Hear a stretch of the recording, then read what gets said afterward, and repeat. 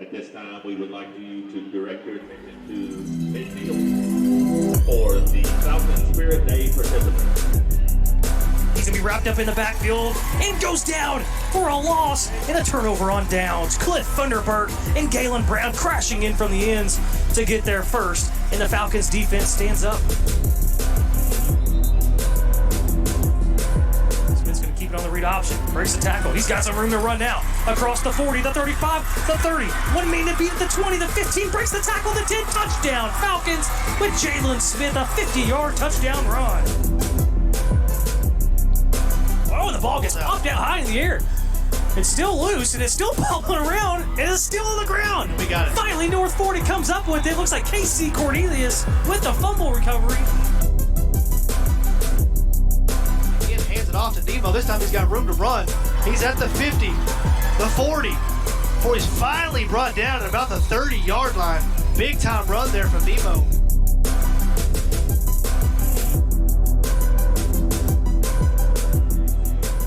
All right, ladies and gentlemen, welcome back to another season of North Forney Falcons football here on the Goonville Radio Network. This year brought to you by SHN Sports here on YouTube. I'd really like to thank everybody for tuning in for another season. I'm, of course, Wally, and I'm joined alongside by Tim Danziger. You'll hear from him quite a bit this year in the pre and post and halftime shows, and he'll even sneak on a couple of games with us this year. And, of course, here in a little bit, you'll hear from James Wallace like you did last year on the color. And we've got a new sideline host with us this season. That'll be Ayanna Brown, and she'll catch up with Coach Jackson here in a few moments. But, Tim, I want to go ahead and get to you and talk a little bit about last year's performance from North Forney and really the disappointment that it was last year from North Forney. But we're ready to turn a new chapter, but I do want to recap a little bit of last year. Yeah, absolutely. You know, it was a tough season. You know, we had it was interesting about 3 o'clock today when the storm rolled in, and we started looking at it and thinking, boy, this reminds me a lot of last year. And I think that the weather really became symbolic of the play last year. It was inconsistent, and you know, it just.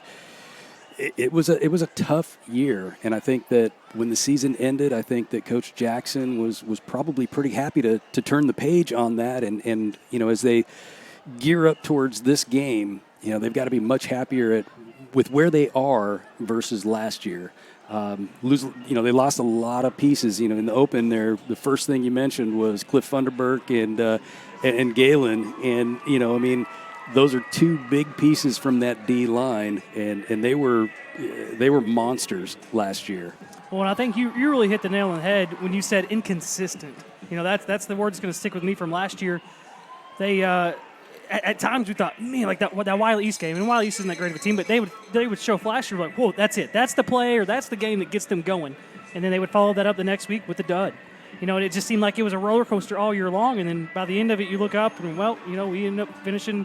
I think it was 4-6 on the year, and I think it's, you know, this year, and I guess my point to all that is that I think the vibe kind of got shot down early, and I've talked to a couple of players about, you know, even that Unity Bowl, and everybody tries to downplay the Unity Bowl sure.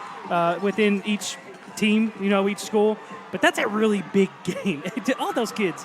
And so, and you know, we talked a little bit about it last year, how that would differ, because usually that's the last game of the year. Last year they moved up to was the first district game of the year, so it was the 3rd game overall. And I think that really did kind of punch the Falcons in the gut, losing that game, especially the way they did. And they never really truly recovered from that. And I think that's to me, it's important. Coach Jackson downplayed it a little bit in the coaches show this week about getting off to a really good start season-wise.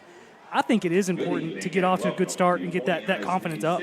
Well, you know, going back to what you said about consistency and game to game, it was interesting because there were some games last year that we probably shouldn't have been in that we were, but we just couldn't get over that hurdle. And I think that even the Unity Bowl, frankly, I think that we had a better team, but we just couldn't get over that hump there. And I think that you know, that's as we look to this year, I think that's one of the things that really comes to mind is you know, we can't just be in games, but we've got to come out fast and we've got to hit hard and we've got to do what we did, you know, get back to 2017 where, you know, how many games did we come out and score in the first minute and a half? You know, they played fast, they played strong, and you just didn't see that last year. And I think a big part of that was leadership.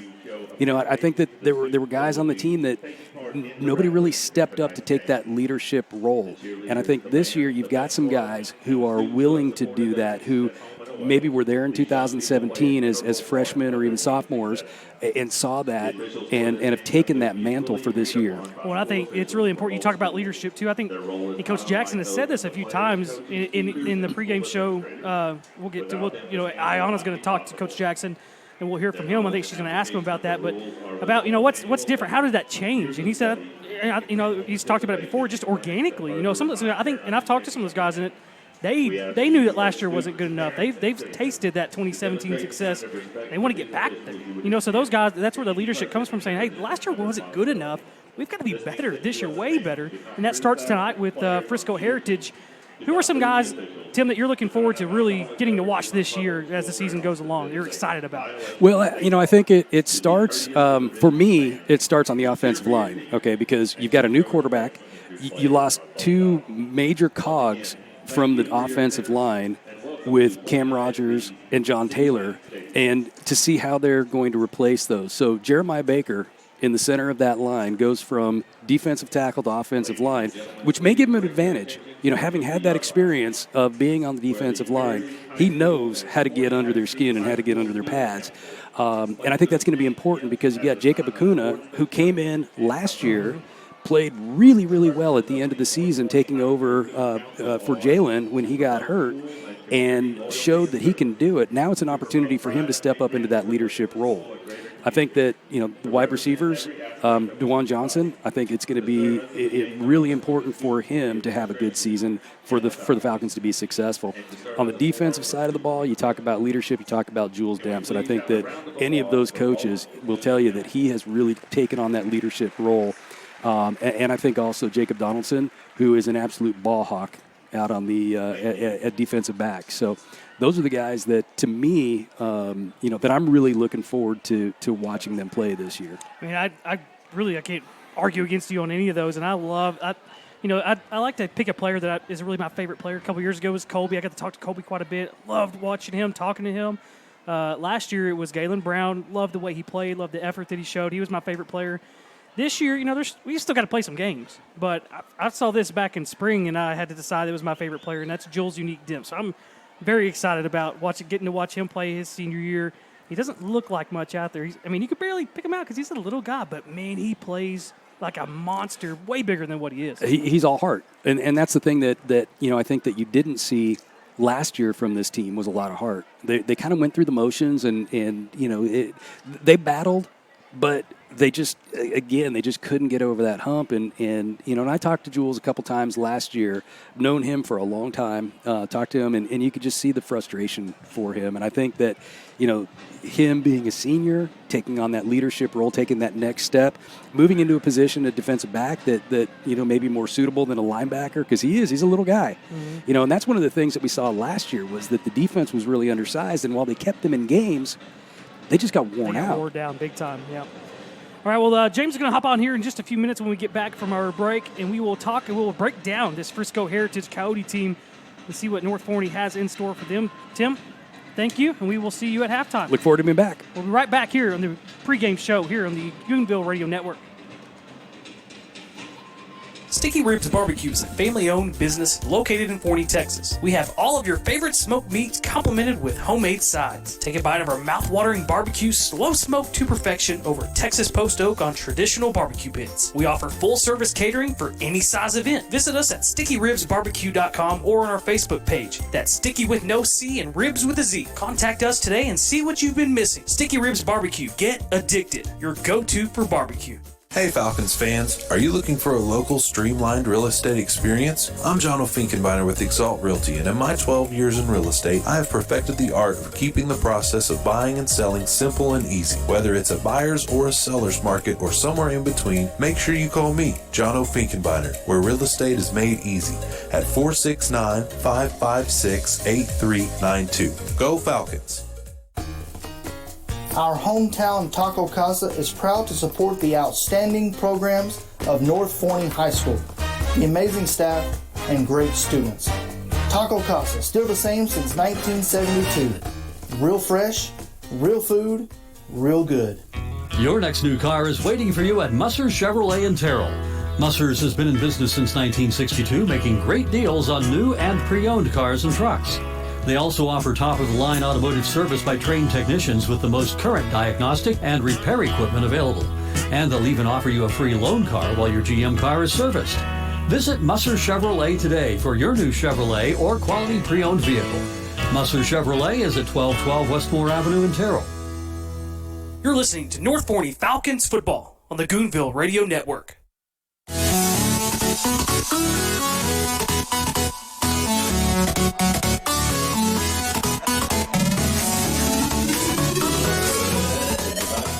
right, welcome back to the pregame show. Wally, joined alongside by James Wallace as he hops on. We'll hear from Ayanna here in just a minute as she catches up with Coach Jackson down on the field before the game. Before we get down to Ayanna, James, I kind of want to get your thoughts. We talked to Tim about what he's excited about this year. Before we get into some of the X's and O's, what we look forward to for North Forney and Heritage tonight, I do want to kind of get your thoughts on kind of what you're excited, who you're excited to see play this season. Well, I think at first and foremost for the Falcons, it's going to start with the quarterback, Jacob Acuna. We got to see him a little bit last year. He was a guy that impressed us from the very beginning of last year, even when he wasn't even playing, going back to the first scrimmage of the season last year. And so I'm really looking forward to see if Coach is going to allow him to have some freedom. We saw that he can run a little bit. We saw that, he's got an incredible pocket presence. We saw that even in the scrimmage last week. So I'm really looking forward to seeing if he can get off on a good start. I feel like this would be a good game and a good team to build confidence against. Not saying that they're not putting them down by any means, Frisco Heritage, but you can just tell the two teams on the field. You can just see the differences in them. Well, why don't we go ahead and go catch up with Ayanna real quick, and then that way we can kind of talk about what Coach has to say. So why don't we go ahead and go do that? Let's go down to Ayanna. Thank you, Wally. I'm here with Coach Jackson, and Coach Jackson, it's been a long off-season for the Falcons. In what way did the team get better over the last 9 months?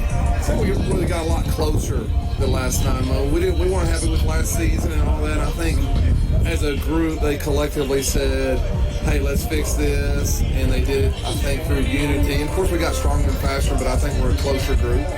And when do you think that occurred, like the change? Yeah, I just think in general, it just happens over time, but I think it definitely happened. I think qualifying for state 7-on-7 and all that helped too. And in what way can the Falcons fans expect from the team this year? It'll be really the same offense. We're going to play fast as we can, all that stuff. We're about 50% run, 50% pass.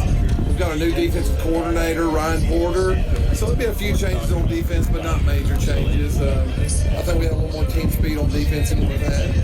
And do you think that you can give us a few players to watch out for tonight? Oh, for sure. Jacob Acuna, our quarterback. He's got to start the last 3 games last year, but he's still pretty new.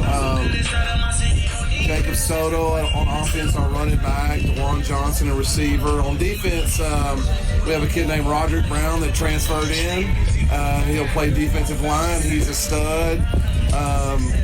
Jacob Donaldson had a couple of picks last week in the scrimmage, and so we expect big things out of the defense. Thank you. Back to you, Wally. All right, thank you, Ayanna. So there's a couple of things I would like to take away there from Coach Jackson.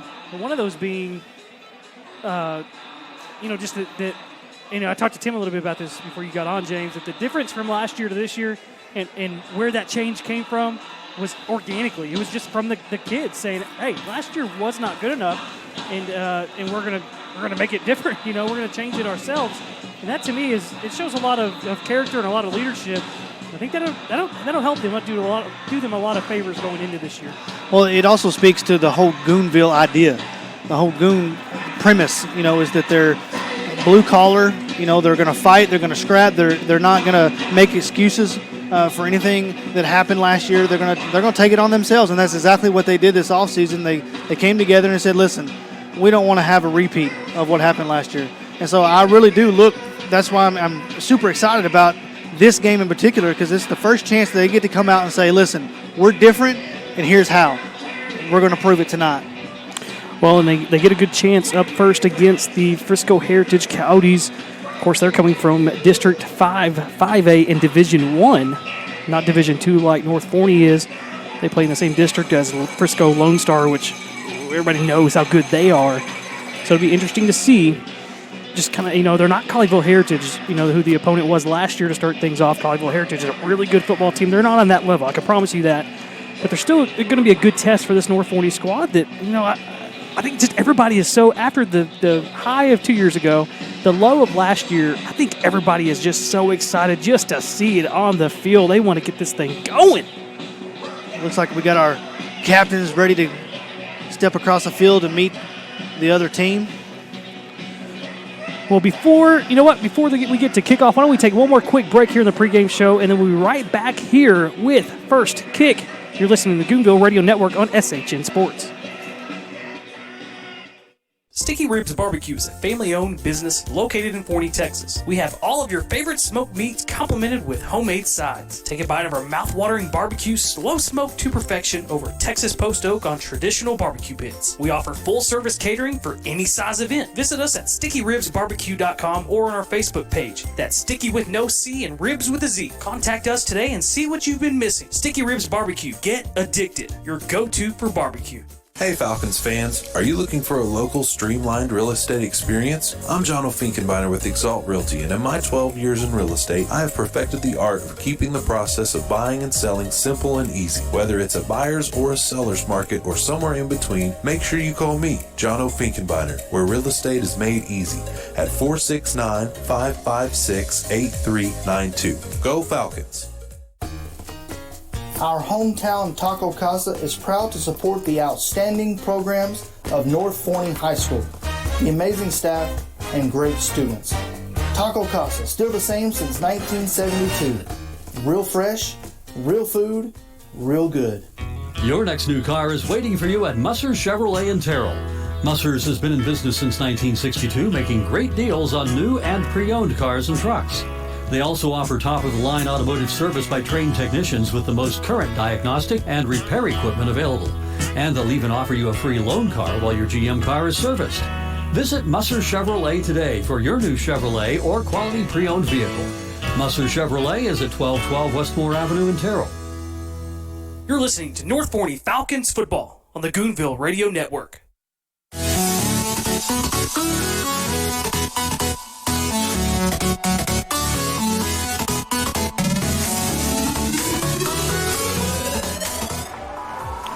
We're just moments away from kickoff. We got our captains out on the field. Those captains tonight looks like Jules Unique Dimps. This is for North Forney. Jules Unique Dimps, who is a senior. Also out there, Jerome Collins, another senior defensive lineman. With Zach Tucker, the backup quarterback, I believe, who's a senior as well. And Akanimo Asukwo. Better known as Nemo. Yeah, he's still Nemo. He's not formerly. Yeah, if I say he hasn't changed. That's your captains for the Falcons. Falcons will be wearing their white pants, the blue stripe down the side of those. Their black jerseys with the blue sleeves, white numbers on those sleeves. And on those black jerseys, they've got big blue numbers on the front and the back in white trim. They'll be wearing their black helmets with the silver chrome Falcon wings on the side.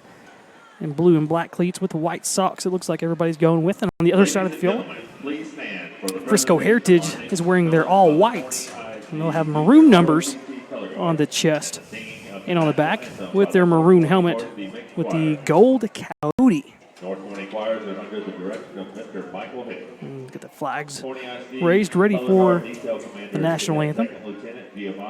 The North Forney Choir. Carrying the United States flag is Cadet Lieutenant Colonel Morgan Clark. And the North Forney ROTC. Cadet Second Lieutenant Destiny Johnson.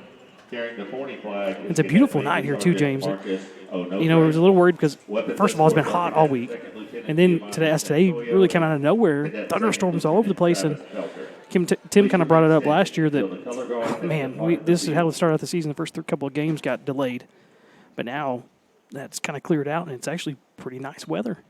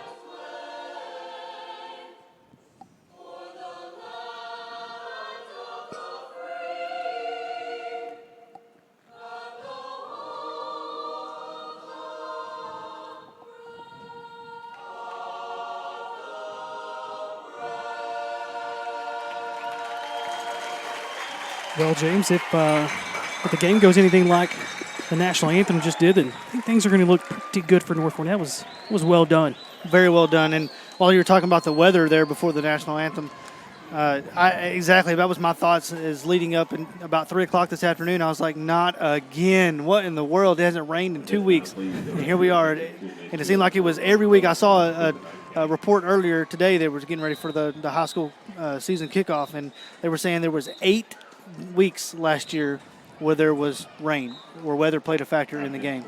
And I think that had a lot to do with just the sloppiness of what happened last year. Well, tonight shouldn't be a factor. It looks like everything's kind of cleared out of the way. It looks, the sun's peeked out from behind the clouds before it sets. I think this is looking like a really beautiful night here from Citibank Stadium. Of course, I'd like to give a shout out to SHN Sports. That's our new host this year here on YouTube. Rob Hipp has been great setting this all up for us. He's actually the voice. He just got a new, he owns SHN Sports. He actually got the gig to do Sam Houston State football. He's their play-by-play. So that's really neat, really cool. And I do like to mention that we, of course, Forney ISD spent a bunch of money here in the offseason to put in a new video board here at Citibank Stadium, and it's really nice. Really nice. Looks like North Forney has won the toss and deferred.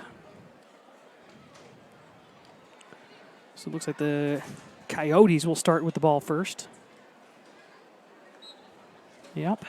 It's interesting he chose to stand on the North Forney side and do the kick motion instead of I'm all about the receive motion from the referee. I've never really seen that. And honestly, it's a little interesting to see Coach defer, too. I thought he'd want to get his offense out there on the field first. He really loves to go fast, but, of course, playing the percentages, it's smart to defer and get the ball in the second half. You might need it last anyways. On that Jumbotron, they've had in the pregame, they had a really cool lead-up where they had the guys – each kind of introducing themselves and their name and their number on the video and doing some cool, movement. And then they also had like some practice footage and stuff, and it was really cool. That could be a really cool aspect, and I would imagine we'll see a bunch of replays. Actually, I know because they had it last week for the scrimmage. We'll have a bunch of replays. They'll actually have a crowd cam. If you look straight down at the 50-yard line right in front of us at the bleachers, there's a camera for the crowd. So this ought to be a lot of fun this year. Yeah, they were sharing with us earlier, the camera guys here that are up in the booth with us. And they were saying there's going to be a couple on the field, actually, like shoulder mounts that are going to kind of follow around and get some up-close action, too. That ought to be really fun to watch. So North Forney will kick things off literally and metaphorically here. I like that. Oh, thank you. And back deep to receive for the Coyotes will be number 8, Kyle Bradford. Probably hear his name quite a bit. And number 12, Lucas Stratford. So the 2 speedsters for the Coyotes. Wally's got Hawkeyes up here. Falcon eyes. Falcon, that's true. Who would win in a fight between a Coyote and a Hawk? I'll let you get back to that in a minute. And an onside kick here from North Forney, and it bounces out of bounds. It was close. Carlos Rodriguez with that's a perfectly executed kick and just past the reach of North Forney kickoff guys. The gunners, I guess you could say. He had just a hair too much on it, but it was very well executed. I think we'll see that quite a bit this year. I think so. And they did it a lot 2 years ago. They onside kicked. I can't remember what game it was. It was early in the year. It was non-district. I think it was Mount Pleasant. They onside kicked 3 times in a row to start the game. They onside kick, got the ball, scored a touchdown. Onside kick, got the ball, scored a touchdown. Onside kick, got the ball, scored a touchdown before finally Mount Pleasant adjusted and came up and made the play. So like they recovered the onside kick 3 in a row. Yeah, exactly. Yeah. Yep. Right. Well, I think I would continue to do it as well. So Frisco Heritage will start out with the ball on their own 48-yard line. Really good field position. Quarterbacking tonight for the Coyotes, Easton Swetnam. Now coming into the backfield in motion, Cameron Rose.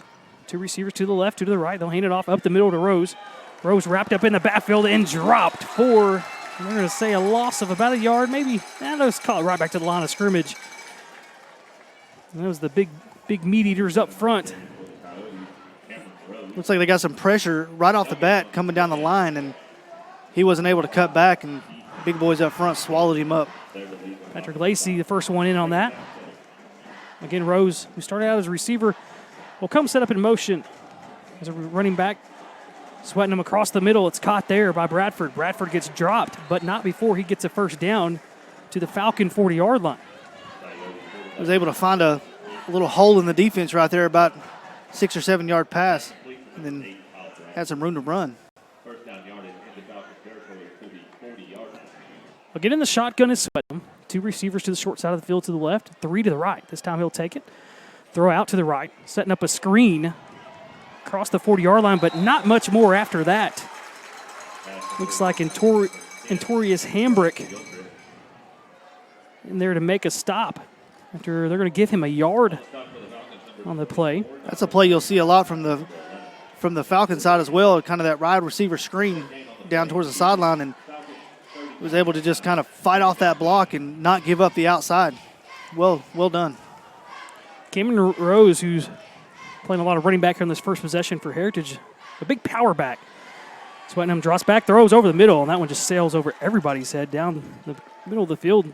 Nobody. I don't even know an intended receiver on that one. And that'll bring up a long 3rd down and 9 for the Coyotes. There really wasn't even a Coyote in the picture. Now they'll bring Rose off the field. Now coming in to play running back for Heritage is somebody who's not on the roster. How cool is that? He's going to be Smith or John Doe. Back will go into the flat. They're right at setting up a screen and getting out there's Ethan Monaco with help from Jacob Donaldson. He stopped a couple of yards short of a first down. Yeah, Jacob Donaldson really set that play up, was able to hold his position and kind of force him back inside, and that gave a chance for the inside linebacker to get out there and make the tackle. Heritage is going for it. It's 4th and 3. They throw it into the flat to the running back. I don't think he's got enough. He's a couple of yards short. Yeah, he's 2 yards short, it looks like. And what a big play there from Jeremy Bailey. Came up and stuffed that one, and it's a turnover on downs. I forgot to mention Sticky Ribs Barbecue as the 3rd down money down sponsor this year. They had a couple of 3rd downs there, and that time they stop them on 4th down, and now we'll see the Falcons offense for the first time this year. And Jacob Acuna will trot out onto the field to quarterback the Falcon offense. They couldn't have asked for a better defensive possession there for the Falcons. Let's see what they can do here on offense. We know they want to go fast. 2 receivers to the right, 1 to the left. They turn and hand it off to Soto. Soto up the middle, turning his legs. Near the first down marker. Let's see if they give it to him. Yeah, I think they're going to. No, they're going to say 2nd and inches. I think that might have been a first down. They didn't mark it. They hand it off again to Soto. Soto this time off left tackle. Falls ahead for a gain of 7 on the play out to midfield. It's a first down for North Forney, and they're moving fast. Again in the shotgun, Acuna, low snap, picks it up, now throw out. It's complete to DeJuan Johnson. Johnson inside the 45-yard line, pushed out of bounds. Yeah, they're moving fast, Wally, and the running game, they've had 2 runs so far, and they've been successful, and that's what's going to be the key to set up this pass game. It was a gain of 8, brings up 2nd down and 2. Turn and hand it off to Soto. Soto up the middle. Gets spilled, but not before he's got a first down, and he's down to the 35-yard line. And it looks like Frisco Heritage says, hey, we've had enough of this. They need a timeout. So with that timeout, we'll take a step away as well. With 9:36 to play in the first quarter, we're still scoreless. You're listening to the Goonville Radio Network on SHN Sports. Your new Cadillac is as close as Musser Cadillac in Terrell. Musser's has been making great deals on new and pre-owned cars and trucks since 1962. And you're sure to get a great deal on a new Cadillac when you visit Musser's in Terrell. They also offer top-of-the-line automotive service by trained technicians with the most current diagnostic and repair equipment available. And they'll even offer you a free loan car while your GM car is serviced. Visit Musser Cadillac today for your new Cadillac or quality pre-owned vehicle. Musser's is at 1212 Westmore Avenue in Terrell. Our hometown Taco Casa is proud to support the outstanding programs of North Forney High School, the amazing staff, and great students. Taco Casa, right here in Forney, Texas, feeding hungry folks since 2010. Real fresh, real food, real good. You're listening to North Forney Falcons football on the Goonville Radio Network. And the first play back from that timeout, Acuna sells one over the head of DeJuan Johnson. He was open down the middle. And on 2nd down and 10, they turn and hand it off to Soto up the middle. He's got a gain of 5, and he splits the chains and bring up 3rd and 5 from the Coyote 30-yard line. 6 yards gain on the play, 3rd down 4. Turn and hand it off to Soto. Soto looked like they had him in the backfield, puts his head down. He's fighting and scratching for the first down, and I think he's got it. 27, Jacob Soto again on the carry. Yeah, they're going to give it to him. Yardage to Looks like so far tonight, Soto's not worried about making moves. He's just going to put his head down and run you over. First down for the Falcons. Kuna again the shotgun, fakes the handoff, drops back. He's got time, looking deep. He's got a man in the end zone. Touchdown, Falcons. That is complete to Colin Shipley in the end zone, and North Forney has their first touchdown of 2019. Yeah, it looked like he ran the route kind of towards the goalpost, and then Acuna kind of laid it off towards the back right corner of the end zone. He just kind of went and got it, got behind the defender. Easy pitch and catch. Well, that's kind of the open space, too. That's where Colin Shipley went. That's where Acuna threw the ball. What I like there from Acuna, too, is he looked off. He looked at his first read to the left. It wasn't there. It came back. That's when he saw Shipley, and that's signs of an experienced quarterback when really he doesn't have that much experience. Yeah, you know that DeJuan Johnson is going to be your number 1 target for the most part, and so it was excellent looking that direction and then giving his receiver a chance, throwing to open field. Rodriguez boots through the extra point, and it's the Falcons up 7-0 with 8:56 to play in the first quarter. We're right back here on the Goonville Radio Network and SHN Sports. Hey Falcons fans, are you looking for a local streamlined real estate experience? I'm John O'Finkenbeiner with Exalt Realty, and in my 12 years in real estate, I have perfected the art of keeping the process of buying and selling simple and easy. Whether it's a buyer's or a seller's market or somewhere in between, make sure you call me, John O'Finkenbeiner, where real estate is made easy at 469-556-8392. Go Falcons! Sticky Ribs Barbecue is a family-owned business located in Forney, Texas. We have all of your favorite smoked meats complemented with homemade sides. Take a bite of our mouth-watering barbecue, slow smoked to perfection over Texas post oak on traditional barbecue pits. We offer full-service catering for any size event. Visit us at stickyribsbarbecue.com or on our Facebook page. That's Sticky with no C and Ribs with a Z. Contact us today and see what you've been missing. Sticky Ribs Barbecue. Get addicted. Your go-to for barbecue. You're listening to North Forney Falcons football on the Goonville Radio Network.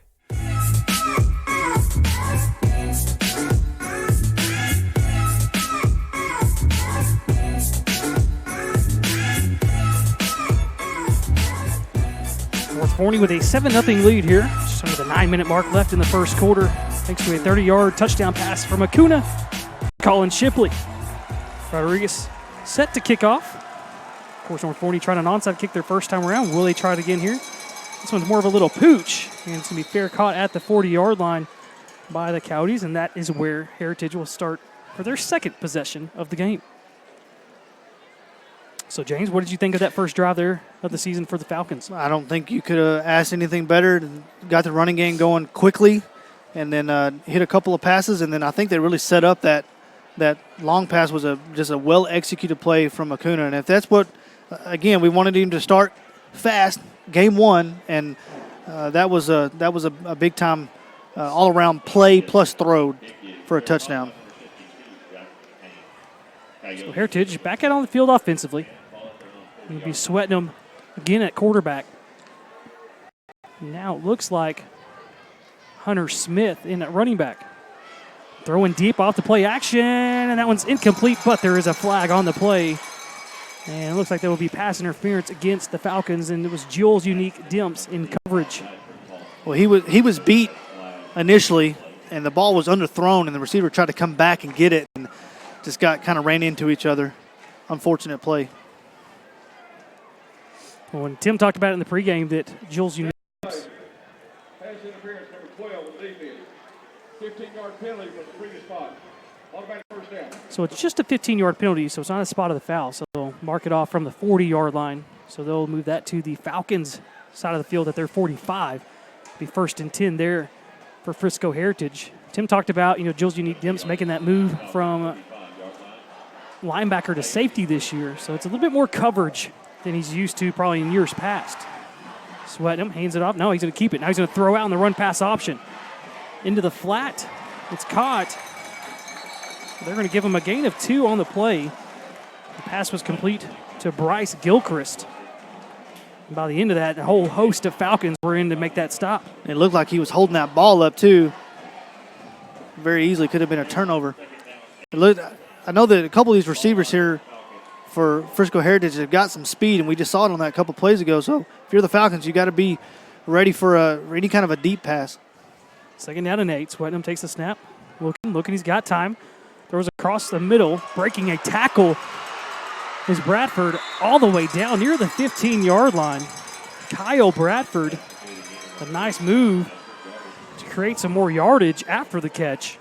And that's a 1st down for the Coyotes, and they're deep into the Falcon territory now. And they'll mark him at the 19. So Jeremy Bailey on the tackle was able to run him out of bounds. 3 receivers to the left. Fake the handoff. They're throwing deep towards the left.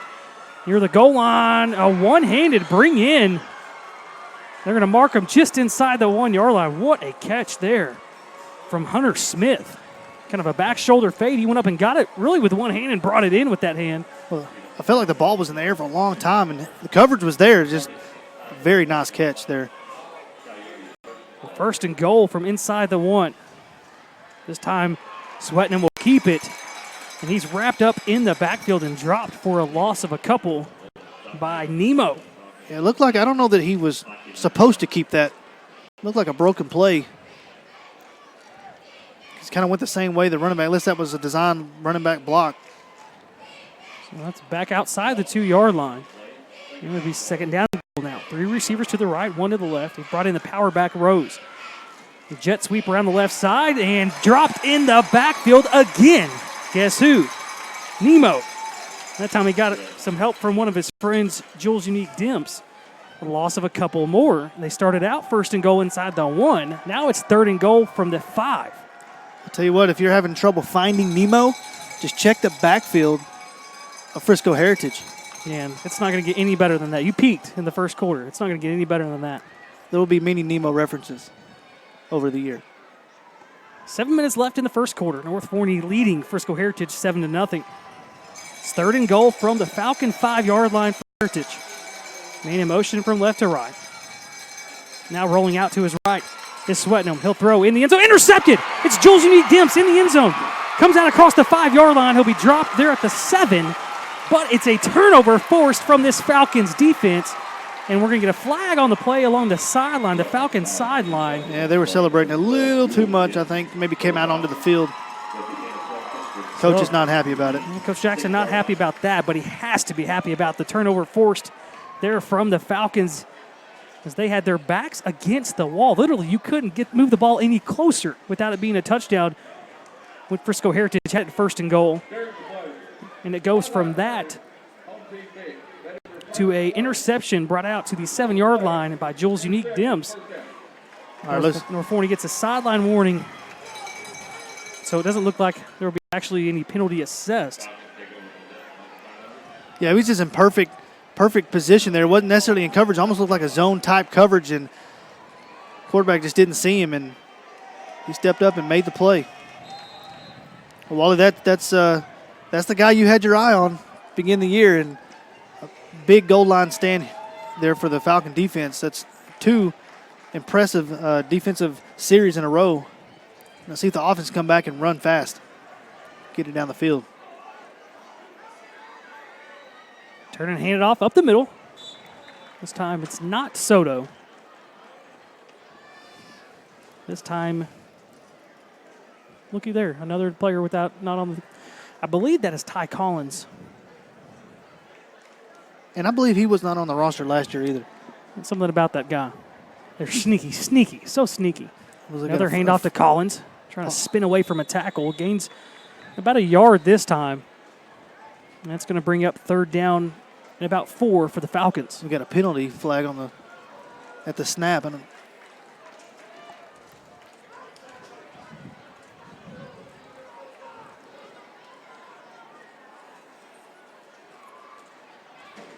it looks like it will be against North Forney. No, he was joking. Oh, no. He walked up to the ball and then turned around and walked the ball backwards. So it's offsides against Heritage, so that'll be a 5-yard penalty against the Coyotes, and they're going to makes the down marker right at the 1st down marker. We'll see if they're going to move it or not. And they finally do. They thought about it for a second. They looked at each other. They thought about it. They looked at their watches. Well, they just knew Soto's in the backfield. You might as well just go ahead and move the chains. So now it is 1st down and 10 for the Falcons. Coming up on 6 minutes to play. The Falcons leading 7-0. Collins, the running back. Kuna fakes it to him. Now he's looking deep down the left sideline. He's got a man. It's DeJuan Johnson who has to come back for the ball. And there's going to be pass interference. Got 2 flags on that one. Almost an identical play to the one that Jules Dims got called on for pass interference. It was underthrown.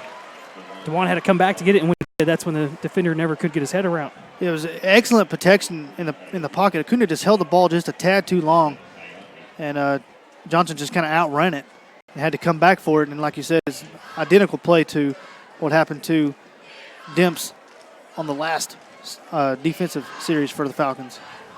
It was a little bit underthrown. If he throws that out in front, I think he kind of waited a little bit too long on that. Yeah, he held it held it a little too long. And it ended up being a really long throw to make, and he underthrew him a little bit. If he throws that one just a little bit sooner, that's a touchdown.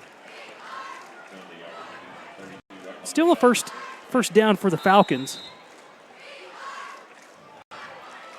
Handoff up the middle. Collins breaking a tackle, puts his head down. He's got a gain of 9 on the play. He gave the first down sign, but it wasn't quite a first down. Just a yard short. Brings up 2nd down and 1. 2 receivers to the left and 1 to the right. Cam Allen, the tight end, tucked in behind the offensive line. Handoff to Collins. Collins up the middle.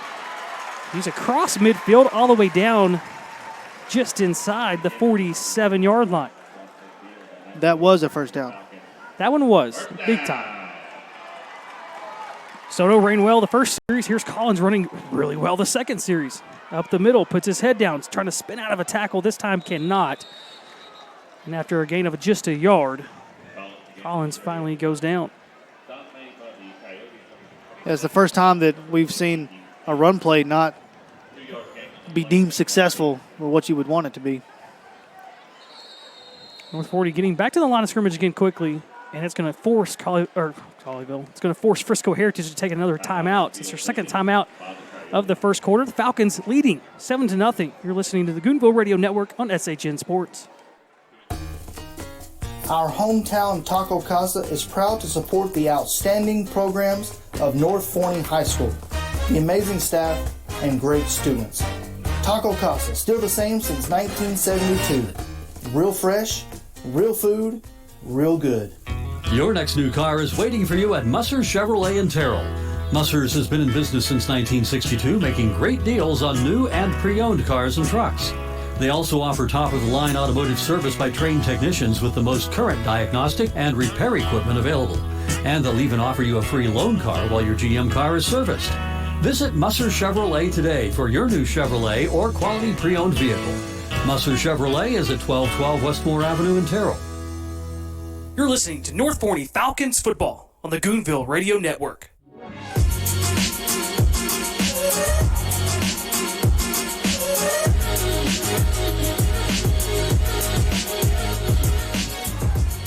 Acuna out of the timeout, taking a deep shot down the field again for DeJuan Johnson and overthrows him again. Johnson had a step on the defender, a couple of steps actually. It was just overthrown by Acuna, and that'll bring up 3rd and 8 for the Falcons at the Heritage 44. Acuna draws back. Now he's going to take off and run. Trying to make it to the first down marker. Breaks a tackle, and I think he's got it. Ooh, he's going to be really close. He needed to reach. He needed to make it to the 36-yard line. Looks like they've got him at the 30, just inside the 37, so about a half yard short. The offense stays out there. They're already lined up. They know what they're going to do. And he had the room, it looked like, to get an extra 1 or 2 yards. He just kind of... Hand off to Soto, and we've got whistles on the play. Will it be the 3rd timeout from Heritage? It's an official timeout. We've got a timeout on the field. Another one. That's Heritage's 3rd timeout. Let's take another quick step away. It's the Goonville Radio Network on SHN Sports. Hey Falcons fans, are you looking for a local streamlined real estate experience? I'm John O'Finkenbeiner with Exalt Realty, and in my 12 years in real estate, I have perfected the art of keeping the process of buying and selling simple and easy. Whether it's a buyer's or a seller's market or somewhere in between, make sure you call me, John O'Finkenbeiner, where real estate is made easy at 469-556-8392. Go Falcons! Sticky Ribs Barbecue is a family-owned business located in Forney, Texas. We have all of your favorite smoked meats complemented with homemade sides. Take a bite of our mouth-watering barbecue, slow smoked to perfection over Texas post oak on traditional barbecue pits. We offer full-service catering for any size event. Visit us at stickyribsbarbecue.com or on our Facebook page. That's Sticky with no C and Ribs with a Z. Contact us today and see what you've been missing. Sticky Ribs Barbecue. Get addicted. Your go-to for barbecue. You're listening to North Forney Falcons football on the Goonville Radio Network.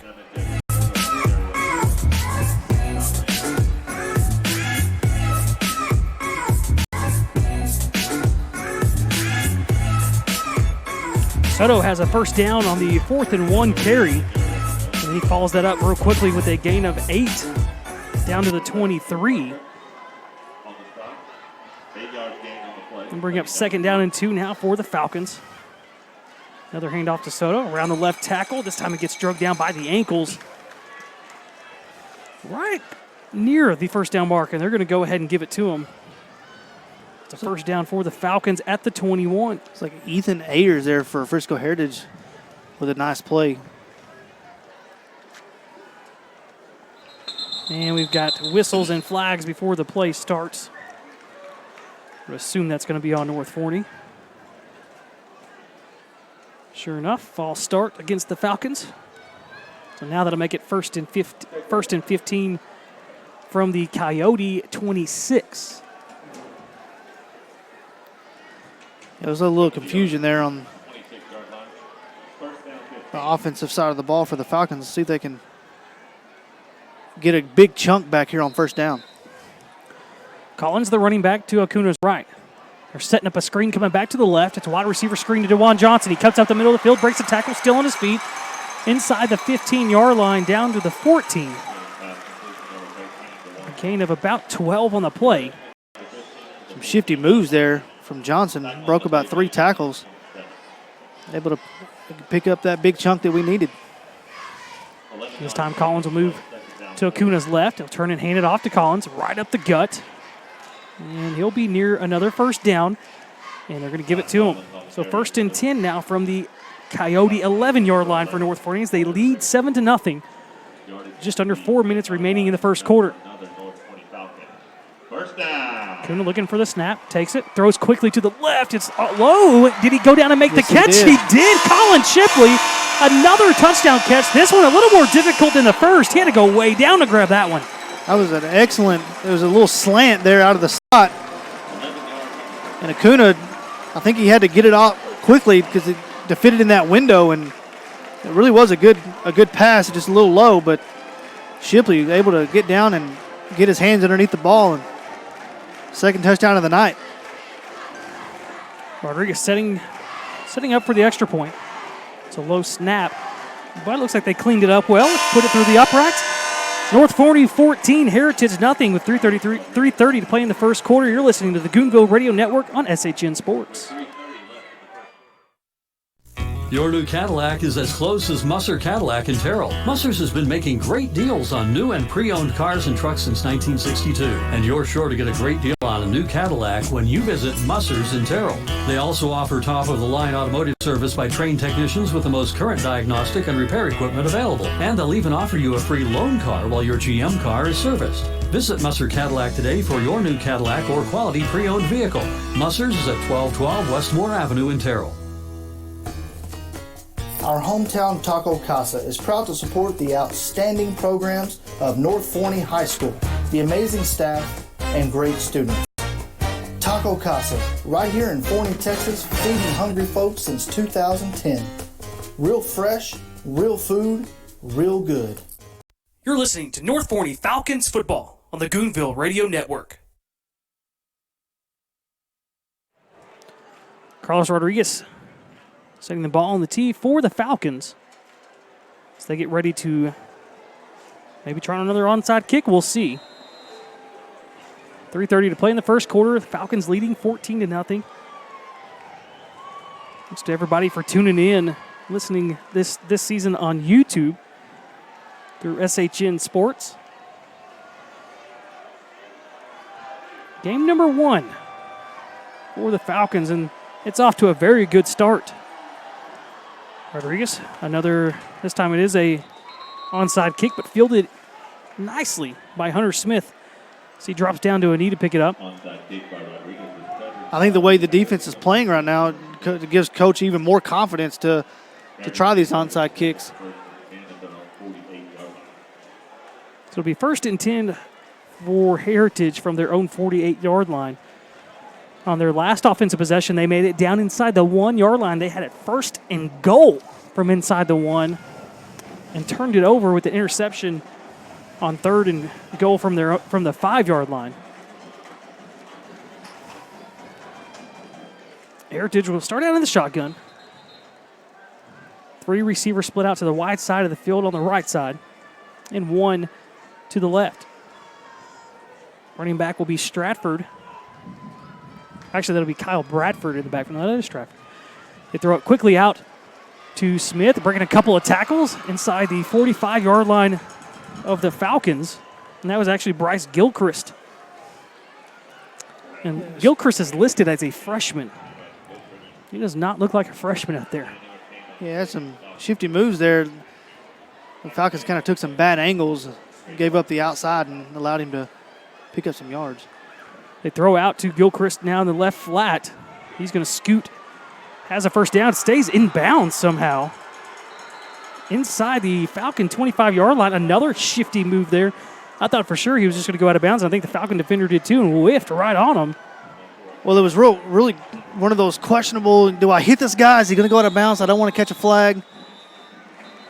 And now we're going to get a timeout from the Falcons. We'll take a quick step away as they lead 14-0 here on the Goonville Radio Network.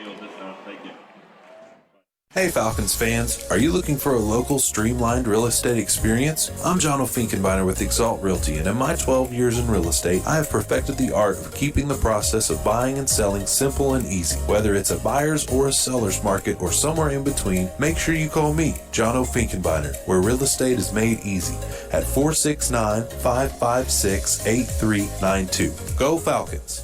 Sticky Ribs Barbecue is a family-owned business located in Forney, Texas. We have all of your favorite smoked meats complemented with homemade sides. Take a bite of our mouth-watering barbecue, slow smoked to perfection over Texas post oak on traditional barbecue pits. We offer full-service catering for any size event. Visit us at stickyribsbarbecue.com or on our Facebook page. That's Sticky with no C and Ribs with a Z. Contact us today and see what you've been missing. Sticky Ribs Barbecue. Get addicted. Your go-to for barbecue. You're listening to North Forney Falcons football on the Goonville Radio Network.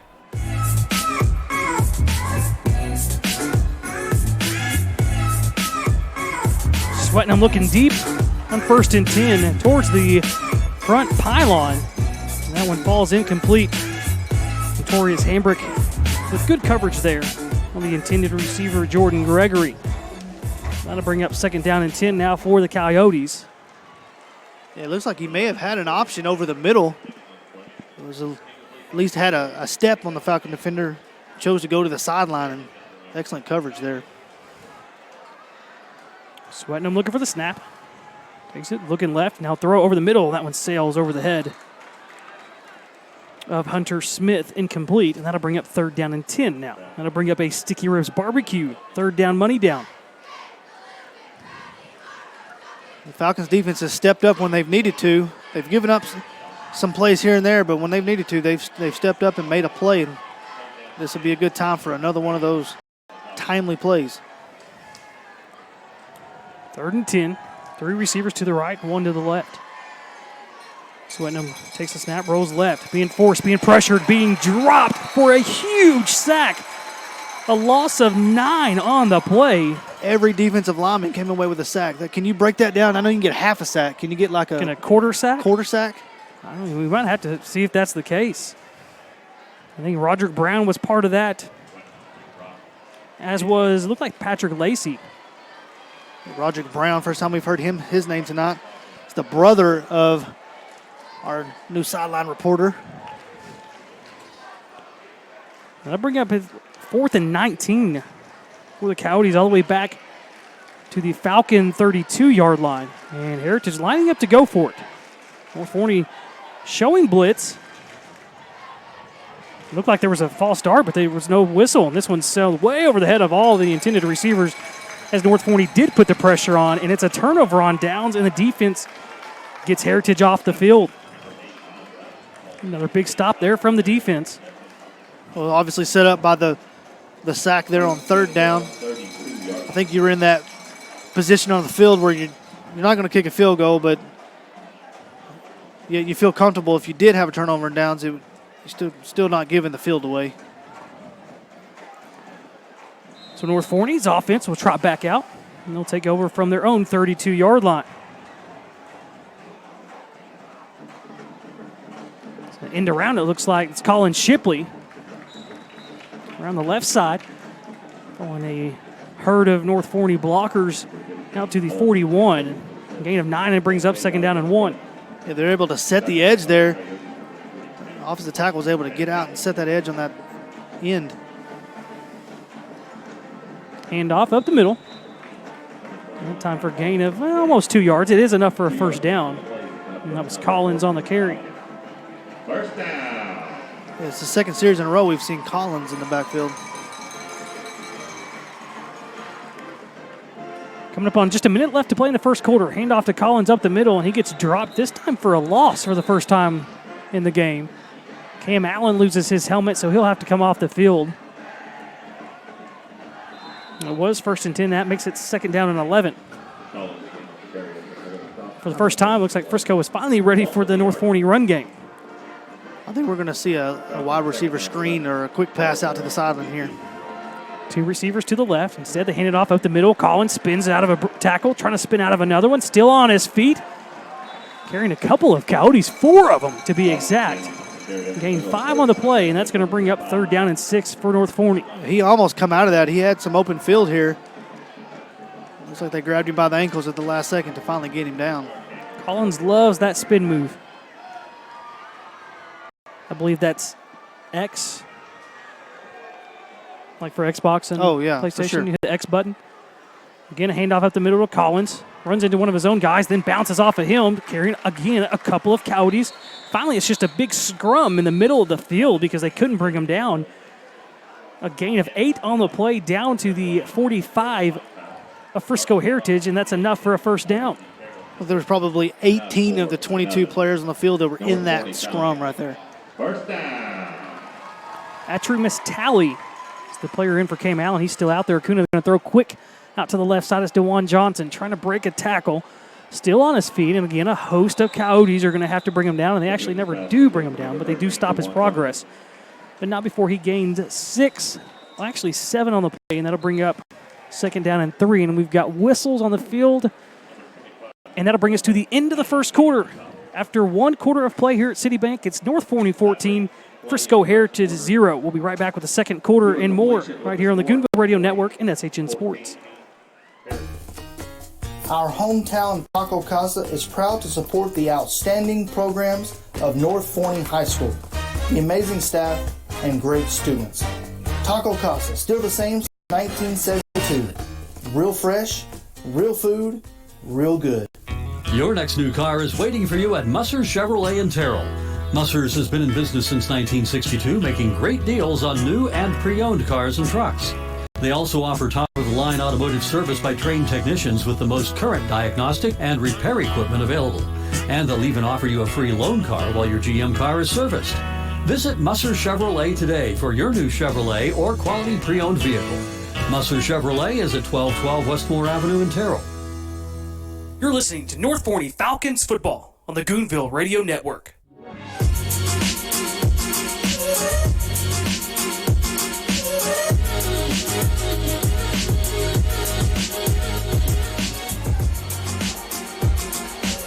Second down and 3 for North Forney. Handed off to Soto. Soto behind a couple of blocks. Finally drugged down after he crosses the first down marker. To get another first down. Running right up the gut. First down. Hand off again up the middle for Soto.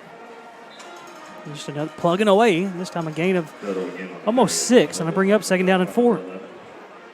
Tell the Heritage coaches over there are not happy so far with this performance against the run game.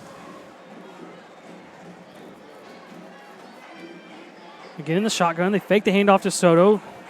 Kuna's got some room to run. He's going to throw it this time. Deep down the field. It's through the hands of DeJuan Johnson.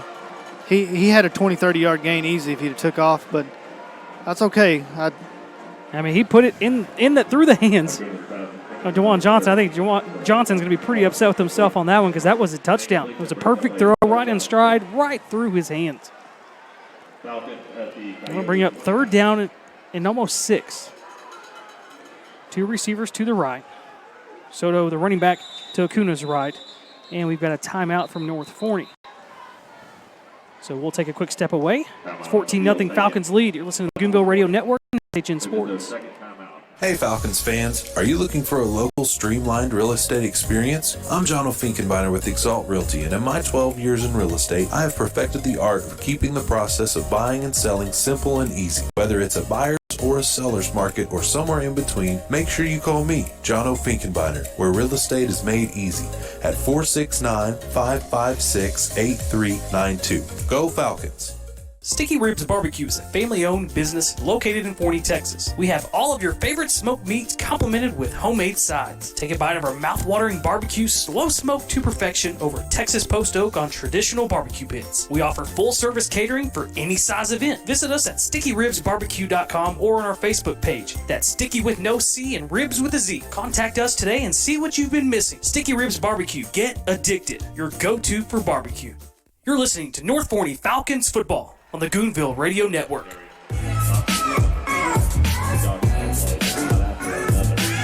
North Forney Falcons. First down. Handoff right up the middle to Soto for the first down on third. It's so good that North Forney's going to run it again. Soto gets upended after a gain of 5 on first down. That'll bring up second down and 5 to go for the Falcons. They're at the Frisco Heritage 15-yard line. Acuna fakes the handoff. Now being pressured, spins away from it. There's a flag in the backfield. Acuna running out to his left, inside the 10, inside the 5, and he gets knocked out of bounds before he can make an attempt at the goal line. But that will come back either way as we've got holding on the Falcons. While we've seen success both sides of the ball so far here in the first half, especially that first quarter there, the Falcons again driving, threatening here in the red zone. What are your thoughts so far? This is pretty much as you would have hoped. The offense is moving fast. They're running the ball at will. They're running the ball a couple times, really starting to soften up that defense, and then that's when they take a shot, whether it's to the sides of the field or down the field. And that is exact. I've told everybody this is how they want to run their offense. They want to pound you. And then when they get the chance, they're going to take a shot over the top when you're tired and when you're least expecting it, and that's what they've done so far tonight. A little bit more of a peculiar situation now for the Falcons as they're facing a second down and 14 from the Heritage 24-yard line. Again, some confusion there on the offensive line. Handoff up the middle. It's Soto. Still on his feet. And a couple of Coyotes have to bring him down together. That's kind of been the theme so far tonight. They finally get where they wrap him up, and it's a good 5-10 seconds later before the whistle finally blows. Well, it doesn't matter if it's Soto or Collins. Both of them have been running so hard tonight that it's taken multiple Coyote defenders to bring him down. That brings up 3rd and 9 now for the Falcons. Handoff again up the middle. It's Collins. Collins looking for the first. Gets brought down close to the first down marker. So he had one on his back as he plowed over the safety there. Almost got a first down. I think they're going to give him one.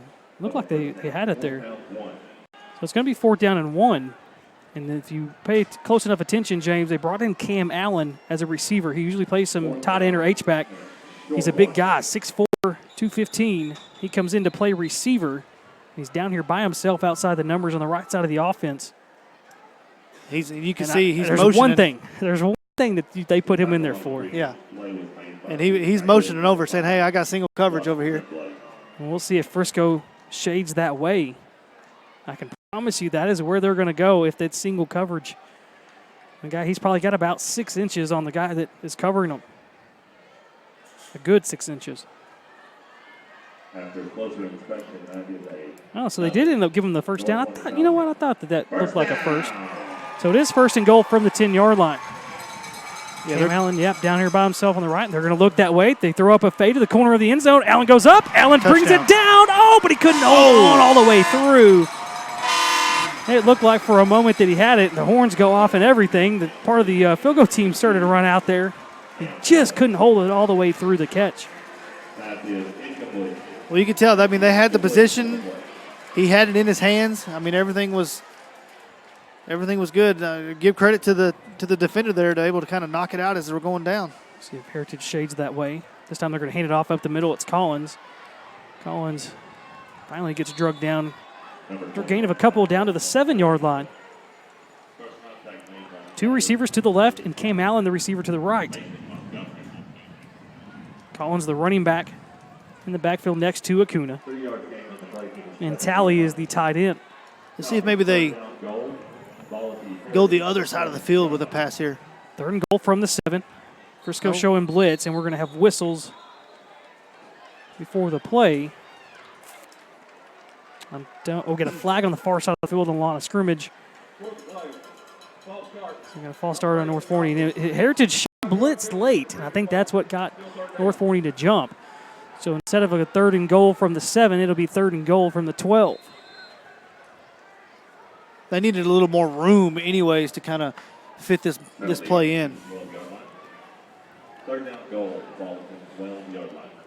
So Colin Shipley, the slot receiver to the left.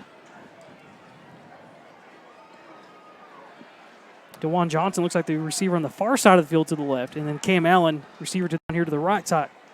Again, Heritage showing blitz. They bring the pressure. Acuna throws over the middle, and it's over the head of Cam Allen, incomplete. It was probably good that he overthrew there. He was well covered, double covered. That'll bring up 4th down and goal from the 12-yard line, and the Falcons are bringing out the field goal unit. That's kind of an interesting development because they did not try field goals last year for anything. So this will be interesting to see. Well, we watched him in the pregame, and he's definitely got the leg to get it. Zach Tucker is the holder. Carlos Rodriguez the kicker. It's a low snap. Fielded well by Tucker, and that one's kicked through for 3. And the Falcons now lead 17-0 with 8:15 to play in the second quarter. You're listening to the Goonville Radio Network on SHN Sports. Your new Cadillac is as close as Musser Cadillac in Terrell. Musser's has been making great deals on new and pre-owned cars and trucks since 1962. And you're sure to get a great deal on a new Cadillac when you visit Musser's in Terrell. They also offer top-of-the-line automotive service by trained technicians with the most current diagnostic and repair equipment available. And they'll even offer you a free loan car while your GM car is serviced. Visit Musser Cadillac today for your new Cadillac or quality pre-owned vehicle. Musser's is at 1212 Westmore Avenue in Terrell. Our hometown Taco Casa is proud to support the outstanding programs of North Forney High School, the amazing staff, and great students. Taco Casa, right here in Forney, Texas, feeding hungry folks since 2010. Real fresh, real food, real good. You're listening to North Forney Falcons football on the Goonville Radio Network. North Forney getting ready to kick off as they lead 17-0 with 8:15 to play here in the second quarter. After a field goal from Carlos Rodriguez. It was a 29-yard field goal. Now he'll be ready to see if maybe another onside kick, maybe a pooch kick. You never know with North Forney.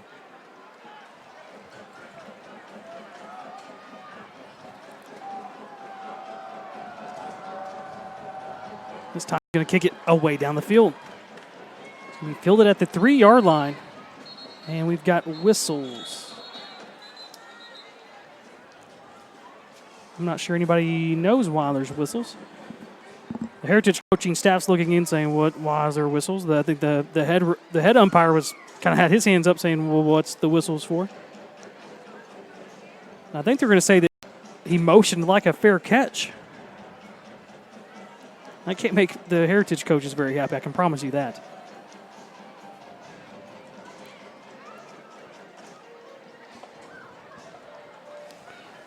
Now the head umpire's having a conversation with the Frisco Heritage head coach. There's some distance between them, so it can't be that heated. You know what I mean? Usually when it gets heated is when you invade the personal space. That's exactly what they just said. Is he must have motioned some sort of motion that appeared to be a fair catch. Well, and remember the rule now, too, is that if you call for a fair catch, I believe it's inside the 20, they bring it out to the 20-yard line. Yeah.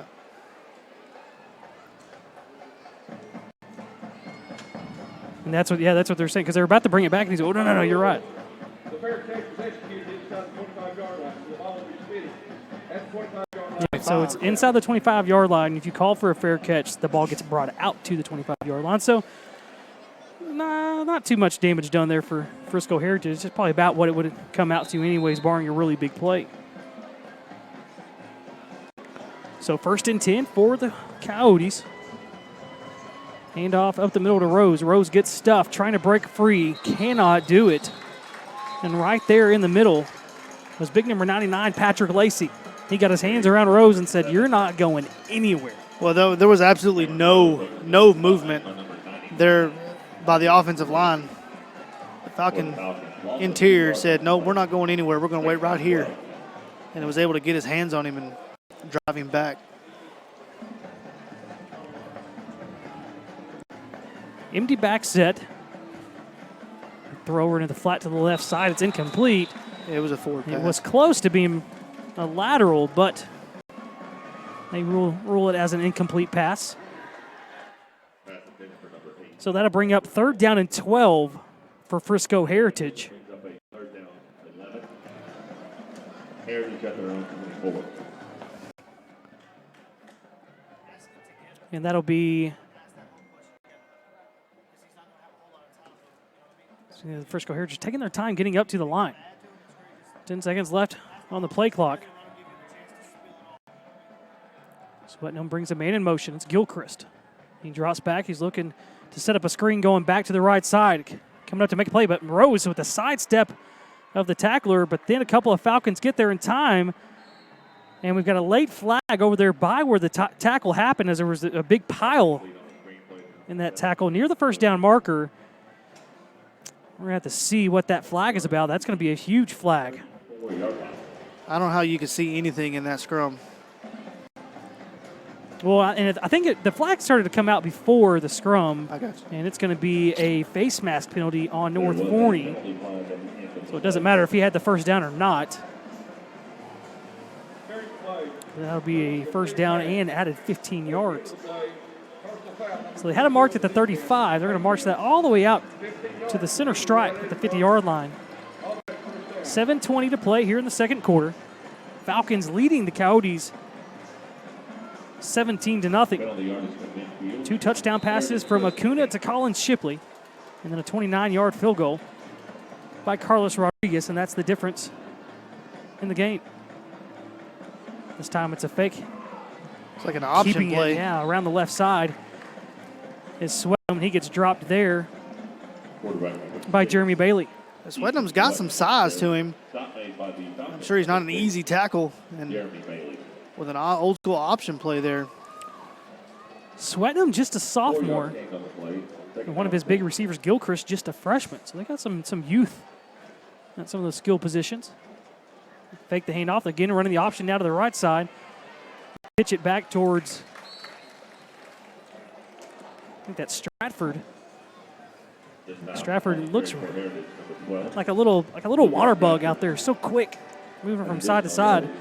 The Falcons, again, they were able to seal the outside and kind of force him back inside. And that was kind of a key. A lot of the times when the defense played really well last year, that was something that they were really good at, was not giving up the edge. When you're playing some guys that got speed, you gotta route them back towards help. And that's exactly what they did on that play. That brings up 3rd down and 5 now. It's a down, money down, brought to you by Sticky Ribs Barbecue. And the shotgun, Swetnam takes it, rolls out to his left, throws back to the middle of the field. It's caught and complete for a 1st down. And it was brought in by Kyle Bradford down to the 35-yard line. And that'll move the chains for Frisco Heritage. Yeah, Bradford's able to get down the field and kind of find that pocket, that window, if you will, and just turned around and sat there and was able to haul it in for a 1st down. Heritage running a little bit of a different offensive set on this possession. 2 receivers to the right, 1 to the left, and 2 running backs in the game. They'll use Rose as a tight end at times. They hand it off. It's to Bradford. Bradford up the middle for a gain of 2 before his progress is halted.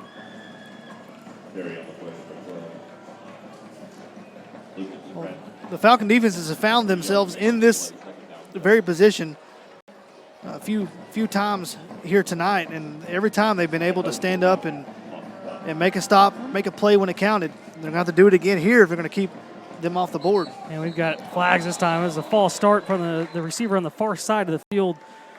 It was Ryan Davis. Heritage was trying to go quick, and they went too quick for themselves. Was that Lacey out there that almost had an interception, although it wouldn't have counted. The play was whistle dead, but he was able to. You know, and something I just noticed too is that I don't think in years previous that we've had the referees have been mic'd up. No, I haven't noticed that. So now if you're out here at the game, you'll be able to hear the referees make the penalty call, so you can hear what it is. That's a lot of some other stadiums have, and the bigger stadiums do. This is, I think, the first year for Citibank. Running back in motion to the right. They'll throw it out to him in the flat, trying to set up a little bubble screen. He's got a first down. Dimps trying to bring him down. He's still on his feet all the way down inside the 10-yard line. We'll call him Sean Wara because he's not listed. That's the next number on the list, so we'll call him Sean Wara. Sean Wara. Say that 3 times fast. Hopefully won't have to. First and goal for Heritage at the 10-yard line. Hand off to Wara. He'll gain 2 before the pile brings him down.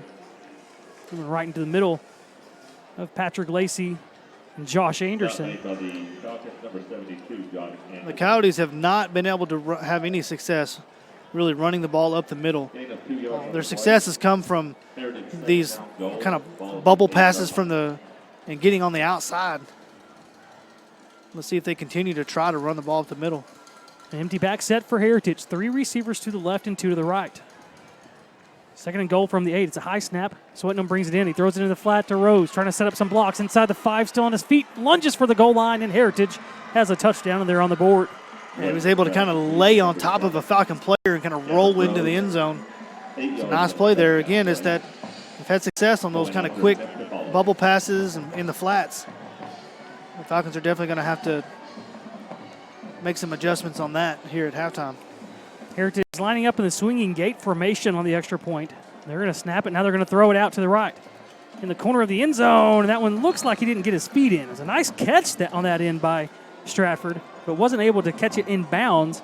So the 2-point conversion is no good. It's 17-6, Falcons leading with 3:57 to play in the second quarter. You're listening to the Goonville Radio Network on SHN Sports.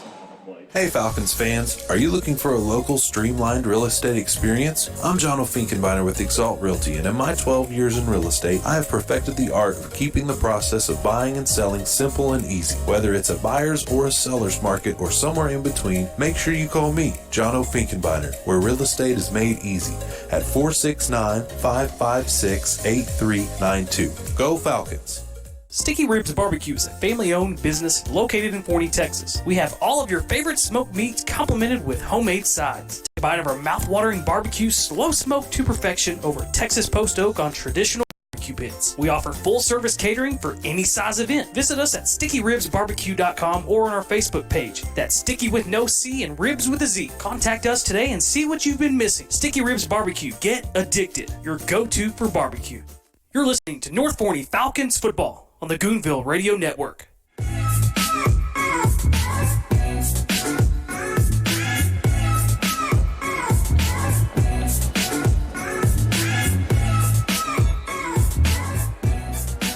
(17-6), Falcons leading now. Just under 4 minutes to play in the second quarter.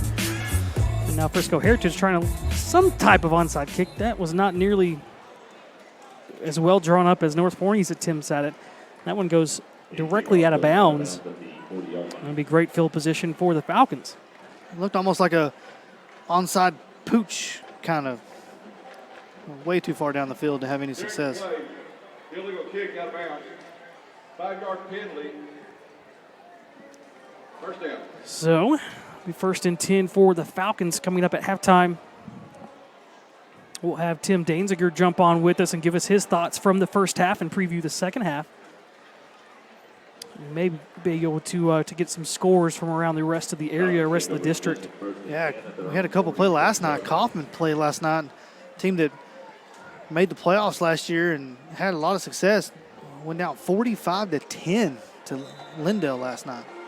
And Lindale plays Forney next week here, so that ought to be kind of an interesting to see where those teams are. This one thrown over the middle, and a good job defensively to break that one up. Well, it looked like Acuna was going to take off, and the last second kind of did a little jump pass just over the middle. It was a little too high. Good coverage as well. And Acuna had to step up on that one. They get pressure from both ends.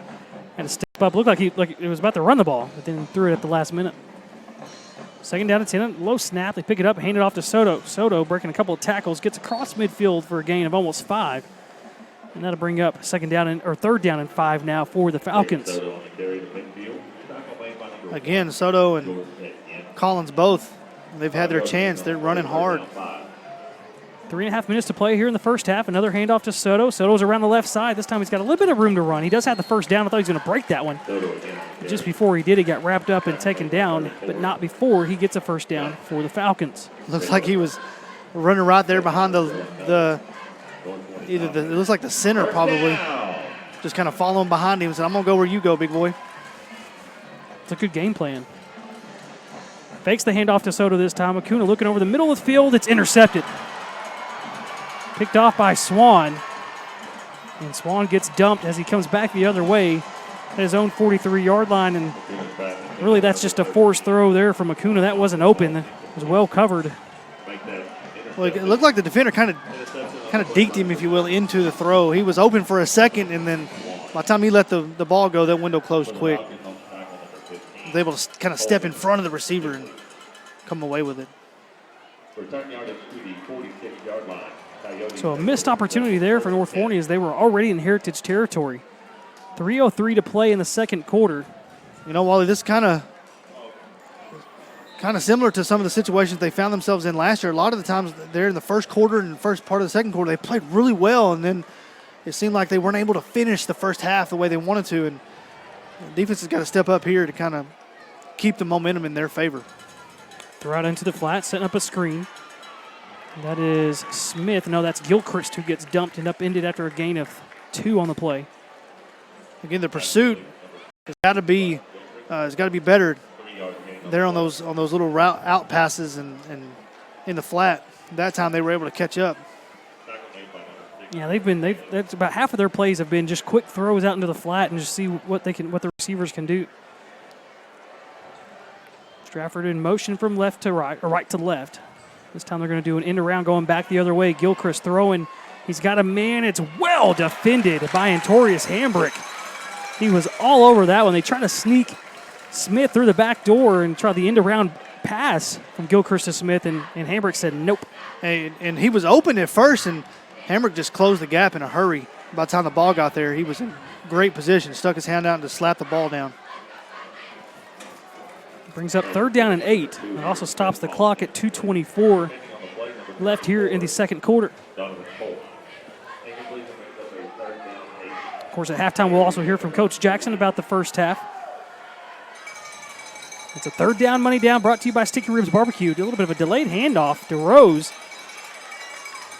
If that was one of those RPOs that he wasn't quite sure what he wanted to do. And I think at the end, Swetnam pretty much had to say, no, you take it, go, keep it. So it brings up 4th down. We'll get an extra Sticky Ribs Barbecue money down. This will be a 4th down version. 4th and 3 from the Falcon 47. Takes the handoff, throws over the middle. It's complete. It's a pretty easy throw and catch there from Swetnam to Bradford. That's good for a Heritage first down. It's like Trey Barksdale coming in.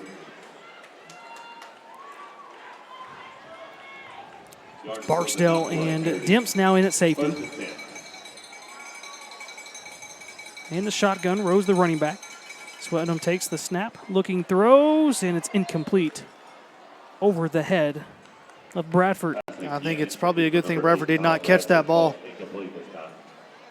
Looks like maybe Dempsey was right there ready to lay the hammer down, and very smart play as well to lay off.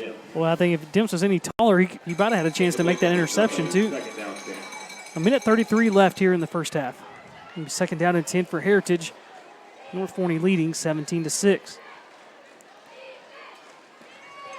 Setting up a screen coming this way. Donaldson trying to get there, and he does. Like just does get the feet of Rose to bring him down before a big play could happen, but I think it's going to be holding as well on the offense. There is a flag on the play near the line of scrimmage. The coach is saying we're going to take it. Yeah, back him up. Oh, man, what a big play there by Donaldson. In the end, it wouldn't have mattered, but we know Donaldson's a playmaker. Had a couple interceptions in the scrimmage against Poteet last Thursday.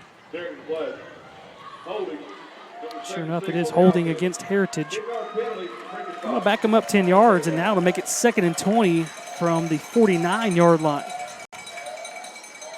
The play looked like it had a chance there from the beginning, and like you said, Donaldson just came in, just shed his blocker, and made a terrific play. Penalty yardage to the 49-yard line.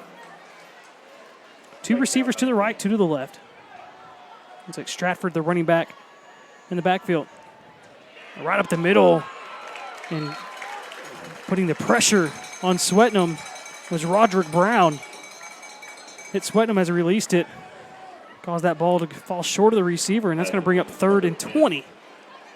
I liked it here on the near side. Donaldson, as they lined up, I noticed the last few plays they'd kind of given him a cushion, and that last play, Donaldson got right up in the receiver's face and said, "You're not going anywhere this time." Let's see if they continue with that strategy to kind of close in the gap a little bit. There's a running back to each side of Swetnam in the shotgun. He'll take the snap, rolls out to his right, looking downfield. He'll launch, and that one falls nowhere near a receiver or a defender. And that'll bring up 4th and 20 with a minute 18 left to play in the second quarter. Again, I think if Demps had about 3 or 4 more inches, he might have had another pick there.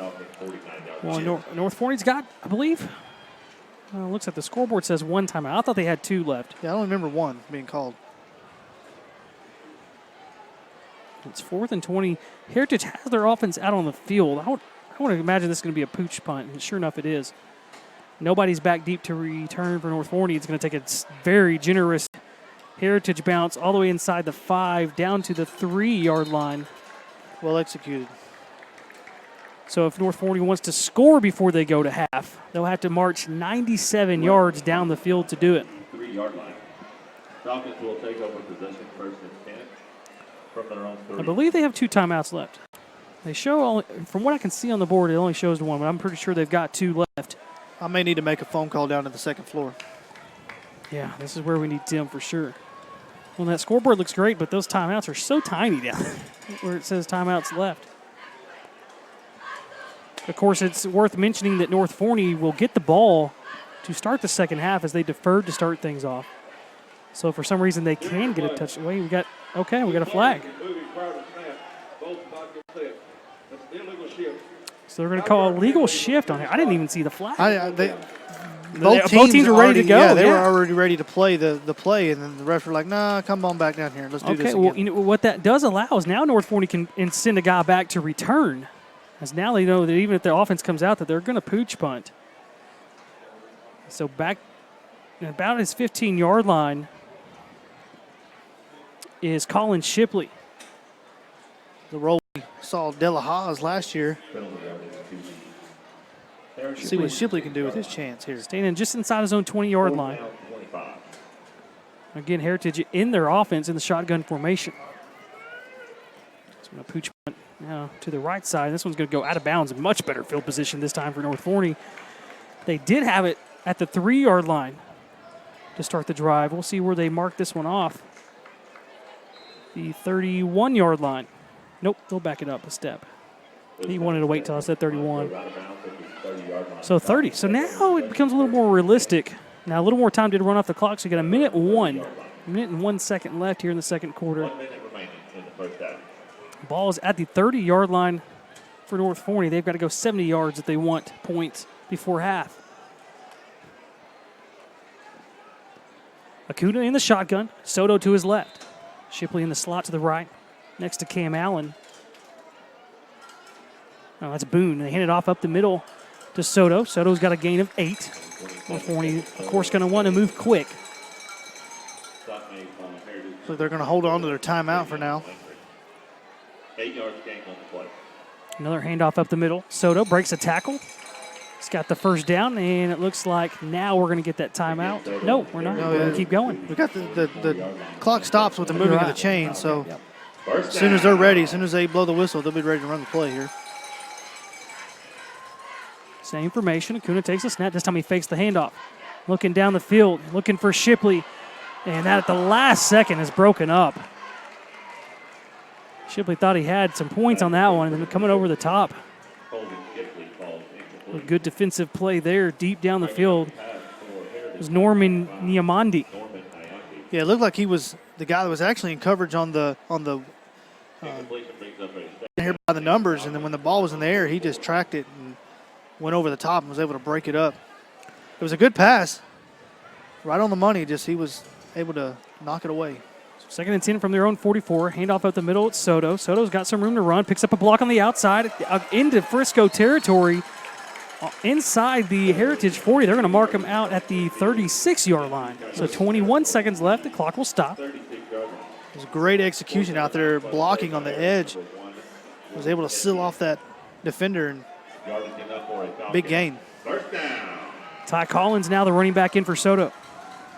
Acuna takes the snap. He's looking left, pump fakes. Now he's throwing deep down the field. He's got a man open inside the 10-yard line. It's caught inside the 5. Touchdown. And that's DeJuan Johnson. That was a well-executed route. Looked like about 10 yards in, he kind of faked the slant, and then Soto kind of even pump faked a little bit and was able to draw the defender in, and then he just wide open from there and laid it over the top. Excellent execution. That was actually Christian Archietta. Christian Archietta with the touchdown reception. Well designed. My bad, Archita. Christian Archita. And the extra point kick is up, and it's good. North Forney leading with 14 seconds to play in the first half, 24-6. You're listening to Goonville Radio Network on SHN Sports. Our hometown Taco Casa is proud to support the outstanding programs of North Forney High School, the amazing staff, and great students. Taco Casa, still the same since 1972. Real fresh, real food, real good. Your next new car is waiting for you at Musser Chevrolet in Terrell. Musser's has been in business since 1962, making great deals on new and pre-owned cars and trucks. They also offer top-of-the-line automotive service by trained technicians with the most current diagnostic and repair equipment available. And they'll even offer you a free loan car while your GM car is serviced. Visit Musser Chevrolet today for your new Chevrolet or quality pre-owned vehicle. Musser Chevrolet is at 1212 Westmore Avenue in Terrell. You're listening to North Forney Falcons football on the Goonville Radio Network.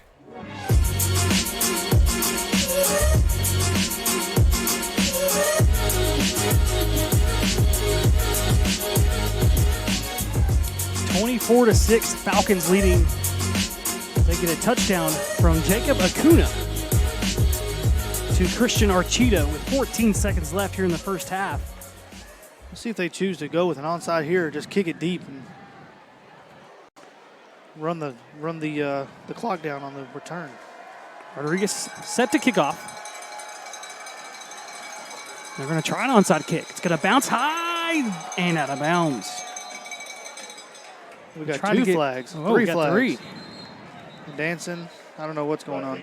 One umpire threw two flags. I didn't know you had two flags. Neither. I was about to ask you where that other flag came from. Yeah, he definitely, the same guy, threw two flags. Okay, interesting. I think he was saying, hey, dude, pick up your flag. I had your flag from last time. Maybe.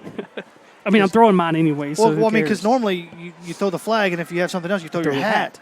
But he had two in his pocket. I mean, why not have two? It's not like, I mean, you might as well have a utility belt like Batman. Who cares? That's an embarrassment of riches. That is. No, the other guys have two flags. How come he gets to have two flags? Well, we don't know that they don't have two flags. They could.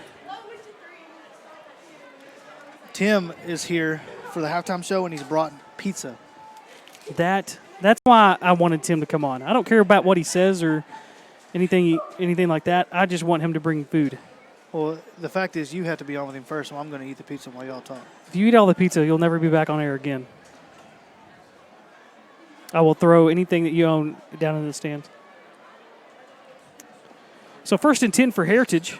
There are 2 fouls on the play. Oh, 2 fouls. 2 fouls. Illegal kick out of bounds. So, of course, we knew the illegal kick out of bounds. 5 yards from the out of bounds spot. After the play, And then the other penalty is a personal foul of the receiving against Heritage. from the end of the play, there will be a 15-yard So they move the ball up 5 yards towards North Forney because of the illegal kick, but then they move it back 15 because of the personal foul penalty against Heritage. I'm looking here, Wally. The Heritage has a number 2, Hunter Smith. Mm-hmm. He looks like he's about 6'8". He's a big guy. Hunter Smith is definitely a big guy. They don't have their height and weight listed like North Forney does and a lot of other schools do, but there's no debating that's a big kid. Honestly, he looks like our number 2, Cam Allen. Yeah. About 6'4", about 215. In the shotgun, and looks like Heritage is just going to take a knee. And that will bring us to the end of the first half with the Falcons leading the Coyotes 24-6. We'll be right back with the halftime show here on the Goonville Radio Network and SHN Sports.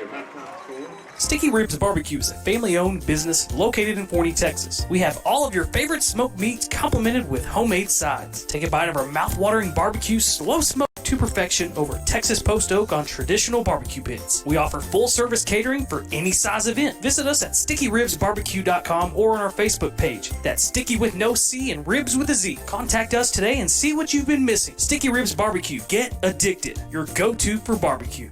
Hey Falcons fans, are you looking for a local streamlined real estate experience? I'm John O'Finkenbeiner with Exalt Realty, and in my 12 years in real estate, I have perfected the art of keeping the process of buying and selling simple and easy. Whether it's a buyer's or a seller's market or somewhere in between, make sure you call me, John O'Finkenbeiner, where real estate is made easy at 469-556-8392. Go Falcons! Our hometown Taco Casa is proud to support the outstanding programs of North Forney High School, the amazing staff, and great students. Taco Casa, still the same since 1972. Real fresh, real food, real good. Your next new car is waiting for you at Musser Chevrolet in Terrell. Musser's has been in business since 1962, making great deals on new and pre-owned cars and trucks. They also offer top-of-the-line automotive service by trained technicians with the most current diagnostic and repair equipment available. And they'll even offer you a free loan car while your GM car is serviced. Visit Musser Chevrolet today for your new Chevrolet or quality pre-owned vehicle. Musser Chevrolet is at 1212 Westmore Avenue in Terrell. You're listening to North Forney Falcons football on the Goonville Radio Network.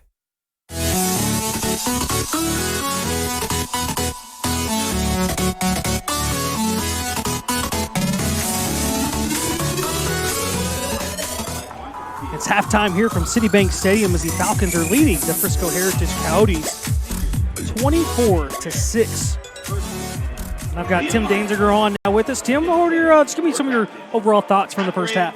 Well, coming into this, we really didn't know what to expect. A lot of new parts on offense, but I've got to tell you that this reminds me a lot of that 2017 team. Some things that really stood out. We talked in the pregame about the offensive line. The offensive line is controlling the line. They're not picking up big chunks of yards. They're not scoring quite as quickly as that 2017 team. But as you look at the scoreboard, they put up 24 points. And that's a good first half in a first game with a new offensive line and a new quarterback and some new receivers. The thing that really stood out to me is Jacob Soto and his running, as well as Ty Collins. They're running fast, but they're running hard, and they're running really through people. And a lot of that has to do with the fact that, they're getting through holes in the line that offensive liner is putting together now. Well, I think, that's really important that you say that, because you can be a really good running back, but if you're getting hit 2-3 yards in the backfield, you could literally be a caterpillar bulldozer, and you're not going to go anywhere. But if you get that first crease and you can get going downhill, the first time you're touched is 2-3 yards past the line of scrimmage, that's when those power backs like Soto and like Collins can really make hay is when they get their pad level going, they get steam behind them, and like you talked about, both of those guys, Soto and Collins. It's been, James and I mentioned it multiple times that first half, 3, 4, 5 Coyotes having to try to tackle these guys because one of them is not bringing them down by themselves. Absolutely not. And, I think that there's never been any question about Soto's speed. I think some of it has been his power. If you think back to, and we're going back to 2017 again, or I'm going back to 2017 again, but one of the things was, you'd see that stutter step and he would take some time and he was looking for that hole. Now he's just hitting it. And he's hitting it hard, and then he's using his power, and he's dragging guys with him. So it reminds me a lot of Calvin Rivera on that 2017 team, the way that he would just take 3 or 4 tacklers with him 3 or 4, 5, 6 yards down the field. Soto's not picking up huge chunks, although he did towards the end there, but he's doing what the Falcons need to do to keep those chains moving. Well, and that running game has really set up the passing game. And this is what I've told people. This is how North Forney wants to run their offense. And that is, we'll pound you with the run game over and over and over. And then when you expect another run, we're either going to throw it out wide or we're going to throw it deep. That's what they did in 2017, and it worked to perfection. That's what they want to do. They wanted to do it last year. They just didn't really have the right personnel, and it didn't work. This year, it looks like they have more of the personnel for it. And so far, it is working outside of Acuna missing a couple of throws deep, which I feel like that's something he'll get down. But that's the recipe for the Kool-Aid, so to say, is the run, and then we're going to take those shots, and we're going to stretch the field, whether it's horizontally or vertically, and it's worked to perfection outside of a couple of those missed throws from Acuna. Well, and you would kind of expect that in the first game. The defense always kind of goes in first, and the defense comes together a little sooner. It's less about timing and more about flying to the ball, and so you would expect that in a first game you would have some misses and things like that. They've only been practicing together for 3 or 4 weeks now, so it's not like they've had a lot of time together. So to see those passes that are missed, that's kind of to be expected, and those are things that you would expect also to see some improvement through the year. But first half of the first game, you put up 24 points. It's hard to argue against that. Well, and in a nutshell, if you don't ever punt the ball in a half, your offense is either doing really good or they're doing really bad. That's right. In this case, they're doing really good. Absolutely. Well, and, we talked about the offense quite a bit, and they've been really good. So has the defense. The defense is, they forced a punt there in the last possession. They had a turnover in the end zone. I mean, that was such a huge play early in the game, because Heritage got the ball down inside the one after pass plays, and we're thinking, all right, first and goal, they're going to score a touchdown. Like, this is going to be a real back-and-forth game right off the bat. Well, then before the turnover, North Forney gets them a couple plays. They lose yards. It's 3rd and goal from the 5. They try to throw that one into the end zone. Dimps is all over it. They force that turnover in the defense, just like last year, coming up big in the first half. Yeah, it's a bend but don't break, and the thing that I really enjoy seeing is the way they're flying to the ball. It's not 1 or 2 guys trying to tackle. It's half or more of the defense that's getting to the ball. They're getting good pressure. It was interesting. Early in the game, Heritage had some opportunities in the middle of the field. They missed them. Their run game really isn't going anywhere. And the thing that they're doing is that they're trying to stretch the Falcons out wide and use some of their speed out there. They've had some success with that. They had one good drive where they moved down the field. But other than that, the Falcons' defense is looking really, really strong. Well, of course, we know what North Forney wants to do offensively, and it's not too much different from Heritage's side. They want to run the ball. They can't. They can't run it against North Forney's front. They've just been devouring that run game. But they also want to kind of stretch the field side to side. And that's like you mentioned, the one good drive that they did have, it was because they throw it out quick. They say, hey, go make a play. And a couple of times those receivers, they had some really good moves and created some big plays after the catch. But a lot of those have come from behind the line of scrimmage. I'll be curious to see what the adjustment will be for North Forney on how to defend those, because they have broken out for a couple of big plays. But I think if you're Coach Jackson, the number one thing you want to do is shut down the run game defensively, and they've done just that. Absolutely. They're getting pressure. They're filling the holes. We saw in that Poteet scrimmage that the secondary was really solid. Well, I think now, we're seeing that defensive line that's just controlling the offense and not letting anything go. And again, they're getting good pressure in the backfield. The Heritage is having to get rid of the ball quicker than I think they wanted to. There were some plays where the quarterback was hit when he was throwing the ball, or he had to rush it and overthrew it. He had open receivers that he just couldn't hit because he was having to get rid of it more quickly than he had anticipated. Well, and a couple of the first 2 touchdowns of the night go from Acuna to Colin Shipley. Shipley's a guy that doesn't really get talked about a whole lot. He didn't play on varsity last year. He's kind of a forgotten guy going into this year, but he's a big-time playmaker, and he's got some really good hands. The first touchdown was pretty much like, hey, I'm going to throw it in your belly, and you just sit there and catch it. It was wide open. That second one was a lot tougher of a play to make. He had to go all the way down to the ground. Up here, it almost looked like he didn't catch it. They quickly rolled it as a touchdown, and there didn't seem to be any doubt. I think we're starting to see how good this receiving core can be. We know about DeJuan Johnson. We know even some of the things that Cam Allen could do in the red zone. We saw our cheetah on that touchdown catch. Colin Shipley's the guy that I don't think gets enough credit for what he can do, and that's from that slot position, and he's going to be a dangerous weapon. Well, he's fast. No doubt about that. He's got great hands, no doubt about that. The thing that has impressed me, and I saw a lot of Colin Shipley on the JV last year, and the thing that really, really impressed me there was his body control. I mean, it is, he can hang in the air. He can contort his body, kind of like what you saw when he going down to the ground for that second touchdown catch. The kid's an athlete, and he makes plays. What's interesting is that most of his time last year was spent on defense. And so for him to make that switch, and I know that they're plugging people in where they see that they best fit, and I think that they've hit on something there. Again, talking about Colin, talking about DeJuan, these are guys that have been running open all game long. Johnson's speed has been really just too much for Heritage. They just can't. Acuna they can't get on the same page. Right. Yeah. Well, the defenders can't stay with them, and if Acuna can get those balls to him, they could put up a lot of points in the second. It'd be 30-something to 6, almost 40 to 6 right now. They can connect it on a couple of those deep balls. Absolutely. And you got to believe that's a lot of probably what Coach Jackson is talking to them in the locker room right now. Well, let's talk about the second half, or what we expect to see in the second half when we come back right here on the halftime show. You're listening to the Goonville Radio Network on SHN Sports. Sticky Ribs Barbecue is a family-owned business located in Forney, Texas. We have all of your favorite smoked meats complemented with homemade sides. Take a bite of our mouth-watering barbecue, slow smoked to perfection over Texas post oak on traditional barbecue pits. We offer full-service catering for any size event. Visit us at stickyribsbarbecue.com or on our Facebook page. That's Sticky with no C and Ribs with a Z. Contact us today and see what you've been missing. Sticky Ribs Barbecue. Get addicted. Your go-to for barbecue. Hey Falcons fans, are you looking for a local streamlined real estate experience? I'm John Finkenbeiner with Exalt Realty, and in my 12 years in real estate, I have perfected the art of keeping the process of buying and selling simple and easy. Whether it's a buyer's or a seller's market or somewhere in between, make sure you call me, John Finkenbeiner, where real estate is made easy at 469-556-8392. Go Falcons!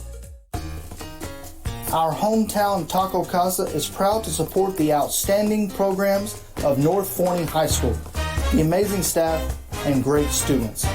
Taco Casa, still the same since 1972. Real fresh, real food, real good. Your next new car is waiting for you at Musser Chevrolet in Terrell. Musser's has been in business since 1962, making great deals on new and pre-owned cars and trucks. They also offer top-of-the-line automotive service by trained technicians with the most current diagnostic and repair equipment available. And they'll even offer you a free loan car while your GM car is serviced.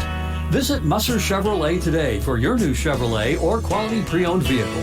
Musser Chevrolet is at 1212 Westmore Avenue in Terrell.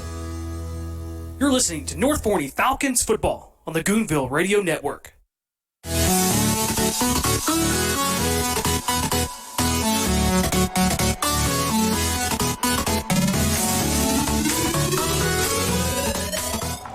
All right, we are back here at Citibank Stadium as the North Forney band, the Falcon band, is on the field. James here, joined by Tim, still here at halftime, and I'll kind of take you around the district and give you kind of a snapshot of the scores of some of our district opponents this year.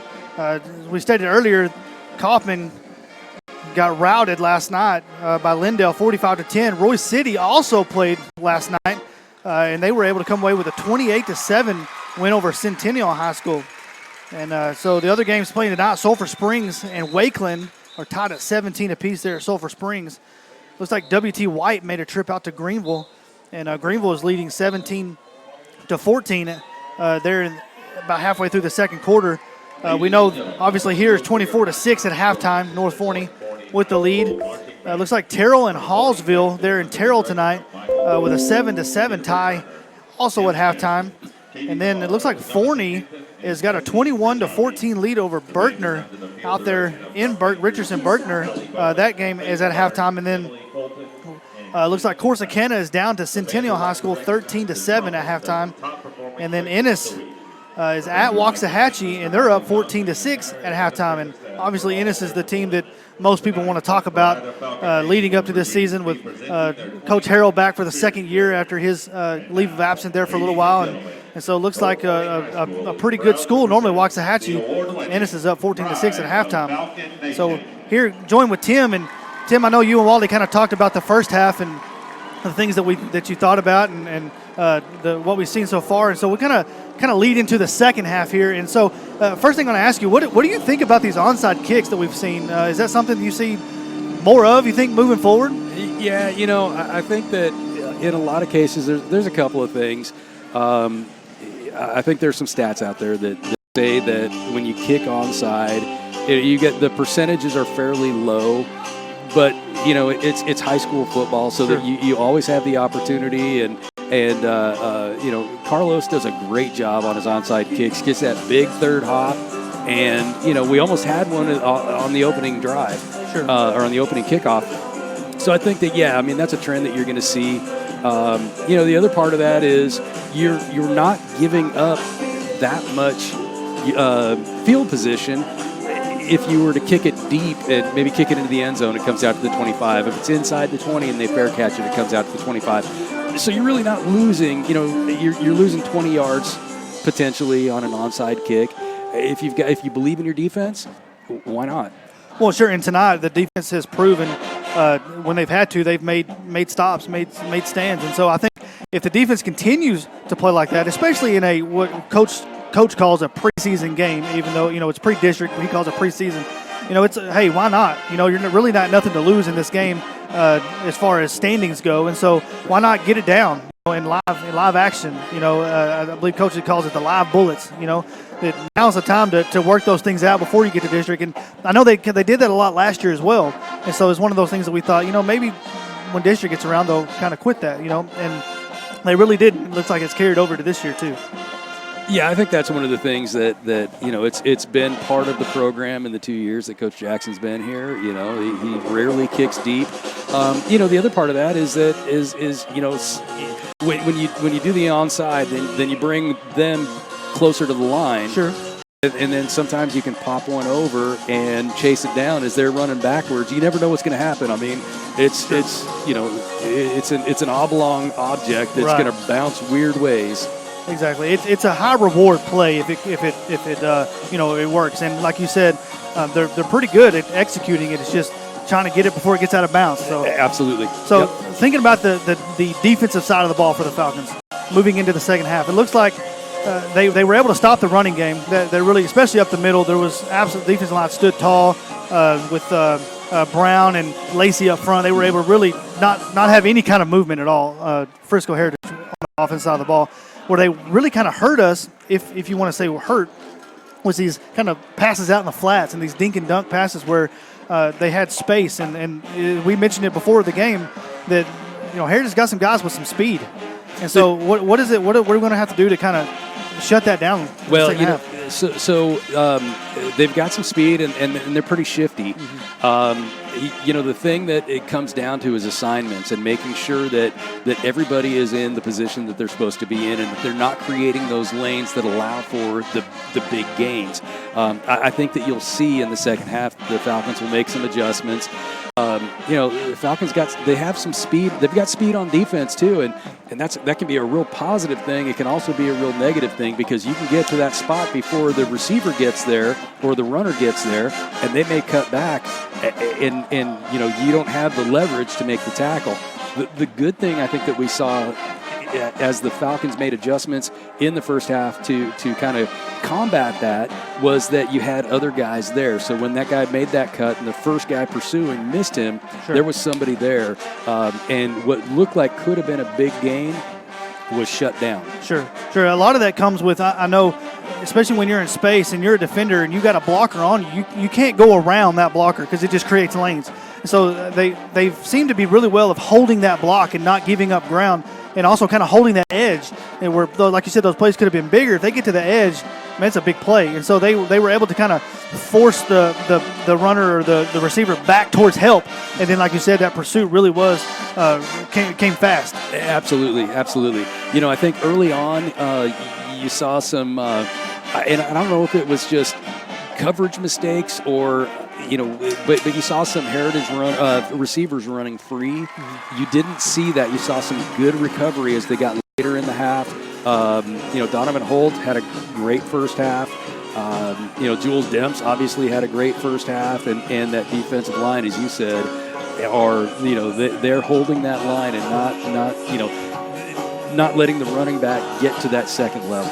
Yeah, and there was a specific play on that kind of reverse pass that they had there where the receiver seemed to open at first, and like you said, Demps he sucked him up quick and made a terrific play. We do have speed on this Falcon defense, and they flashed it a few times tonight. I think, like you said, a couple of times early, they had some receivers running free, and I think that really kind of made them have that reservation. I'm not going to give up a big play. And so you saw the success came with those little short passes where they were like, hey, I'll give you this. You're not going to take this long one. Exactly. And it was interesting. It would be interesting to kind of be in the Frisco Heritage coach's head. They opened things up, and I have to wonder if maybe they got into their playbook a little deeper than they wanted to, for a first game in a non-district game. They're showing a lot of what I anticipate they will be running in, when they get into district. Sure. And early on in the season, you don't want to open your playbook like that. But the Falcons' defense has really, forced them to do that. Absolutely. So moving over to the offensive side of the ball, I've noticed that, Coach talks a lot about Jacob Soto, and I know you and Wally talked about him there in the first half. But what do you take of them really splitting the load? And Jacob kind of started the game, but it seemed like almost like Collins had the bulk of the carries almost there in the first half. What do you make of that? Well, and I don't know what the split was, but I think that if you can have two backs like Soto, and Collins that are fresh all game long. Sure. With that combination that they both have of speed and power, they're going to wear some teams down. And I think that's ultimately what you want to do. You don't want your running back getting to the fourth quarter and saying, hey, coach, there's nothing left in the gas tank. You want them to be fresh, and you got to believe that with the length of those drives, and again, it's 3, 4, 5, 7 yards at a time. So it's not like they're ripping off big gains and all of a sudden it's the score's out of control. They're controlling the ball. They've had long drives, and they're going to wear that defense down by doing that. Yeah. So we saw Acuna there in the first half. It was. He had 2 or 3 just really nice passes. The touchdown, the long touchdown pass there, the last one on the far side, just an excellent route, little fake, the slant, then threw it long, and then also down here on our left side down here, we saw that where he kind of threw it to the open spot in the end zone, and Shipley was able to go track it down and get it. And so we saw those good plays, but then we also saw a couple that were like, oh, I wish you wouldn't have done that, and I know that comes with experience. And it comes with playing these games and learning. What do you hope to see from Acuna there in the second half to kind of progress, if you will, in his maturement? Well, I think it's making those reads, making them early, and throwing it into space where they can run to it. There were a couple. There was one that was to Colin Shipley that again was almost picked off. Threw it a little bit behind him and allowed the defender to catch up to it. So I think that just better timing on that. And I think maybe even getting the read early that, hey, you know what, there's nobody open. I got to take off and run. He's got a little bit of speed. We saw that. Mm-hmm. There was one play in particular that he had, he was kind of wide open with nobody he had out 20, there. 30 yards. Now, he made a terrific pass on that play, just dropped it, didn't make the connection. But, yeah. To be able to make that recognition. And again, I mean, he had a few games last year, but let's be honest, the kid's a junior. Sure. And this is his first year really leading this team. He was a substitute last year. Sure. This is his first game really leading the team. And I think he did a good job. I think you hit the nail on the head when you were talking about the timing of things. Because there was a couple of times where receiver was open and he really made a good play, but just he should have threw it about 2 seconds earlier, and he'd have had a touchdown, And I think these type of games, these type of, like live bullets, like Coach talks about, I think he'll have these down over hopefully this next half, he can really learn from what he did there in the first half. Well, and I think you're going to see the Falcons are just going to pound the ball. Sure.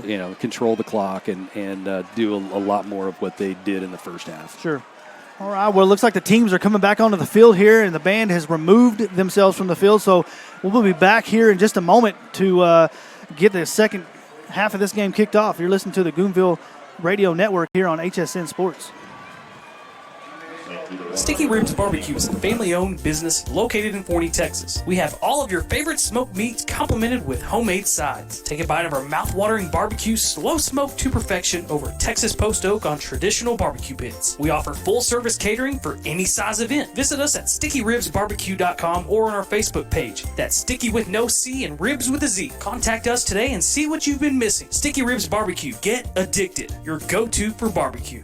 Hey Falcons fans, are you looking for a local streamlined real estate experience? I'm John Finkenbeiner with Exalt Realty, and in my 12 years in real estate, I have perfected the art of keeping the process of buying and selling simple and easy. Whether it's a buyer's or a seller's market or somewhere in between, make sure you call me, John Finkenbeiner, where real estate is made easy at 469-556-8392. Go Falcons! Our hometown Taco Casa is proud to support the outstanding programs of North Forney High School, the amazing staff, and great students. Taco Casa, still the same since 1972. Real fresh, real food, real good. Your next new car is waiting for you at Musser Chevrolet in Terrell. Musser's has been in business since 1962, making great deals on new and pre-owned cars and trucks. They also offer top-of-the-line automotive service by trained technicians with the most current diagnostic and repair equipment available. And they'll even offer you a free loan car while your GM car is serviced. Visit Musser Chevrolet today for your new Chevrolet or quality pre-owned vehicle. Musser Chevrolet is at 1212 Westmore Avenue in Terrell. You're listening to North Forney Falcons football on the Goonville Radio Network.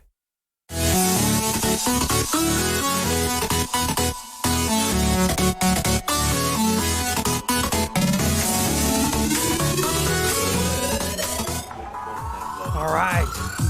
Welcome back to Citibank Stadium. We're just a moments away from the second half kickoff as the Falcons lead the Coyotes of Frisco Heritage 24-6. And North Forney will be receiving to start the second half. It's Wally and James for the Goonville Radio Network and SHN Sports. Why don't we, James, go ahead and go down to Ayanna Brown, who caught up with Coach Jackson as he was coming out onto the field. Thank you, Wally. I'm standing here with Coach Jackson again. With the success on both sides of the ball at all times in the first half, what are your thoughts so far? I think we've done a great job of controlling the line of scrimmage. I think no matter where football goes, it always comes down to can you run the ball and can they run the ball? And so we've had a lot of success rushing it. They have not ran it on us, so that's where I feel the best about. We've controlled the line of scrimmage. What's your strategy with onside kicks? No, it's something we just committed to a couple years ago, and it's kind of a feast or famine. With this score, we'll keep doing it because we need to work on it for the future. Okay. What's the message to the team, and how are you planning on motivating them to move forward? Yeah, it's always the same. Whether we're up 24-6 or down 24-6, we have to win every play. The first 4 minutes of the second half is huge. So So it'll be about winning plays. Okay. Thank you, Coach Jackson. Back to you, Wally. Thank you, Ayana. A couple things stood out there for me, James, listening to Coach Jackson and Ayana there. You know, and Tim and I talked about this the first, recapping the first half, that the run game for both sides. North Forney ran the ball at will, chunk play after chunk play. I think we had one time where they actually got stuck at the line of scrimmage or behind it. Everything else was 4, 5, 6, 7 yards a pop, and that just makes your offense wide open. You can do anything you want to at that point. Now, on the flip side, Heritage could not run the ball. They had maybe three or four plays where they got more than 5 yards on the run. Everything else is right at the line of scrimmage or behind it. And when you can control the trenches like that on both sides of the ball, you're going to win a lot of football games. Well, for sure. In those plays where maybe one or two plays where they got, 5 yards or so, it was on a sweep play. It was nothing up the middle. I'm telling you, Brown and Lacey both up the middle have been studs tonight. And if that's what we've got to look for the rest of this year, I mean, you can be in every ball game if you can control the line of scrimmage like they have tonight. I'll be interested to see here how the second half does end up playing out.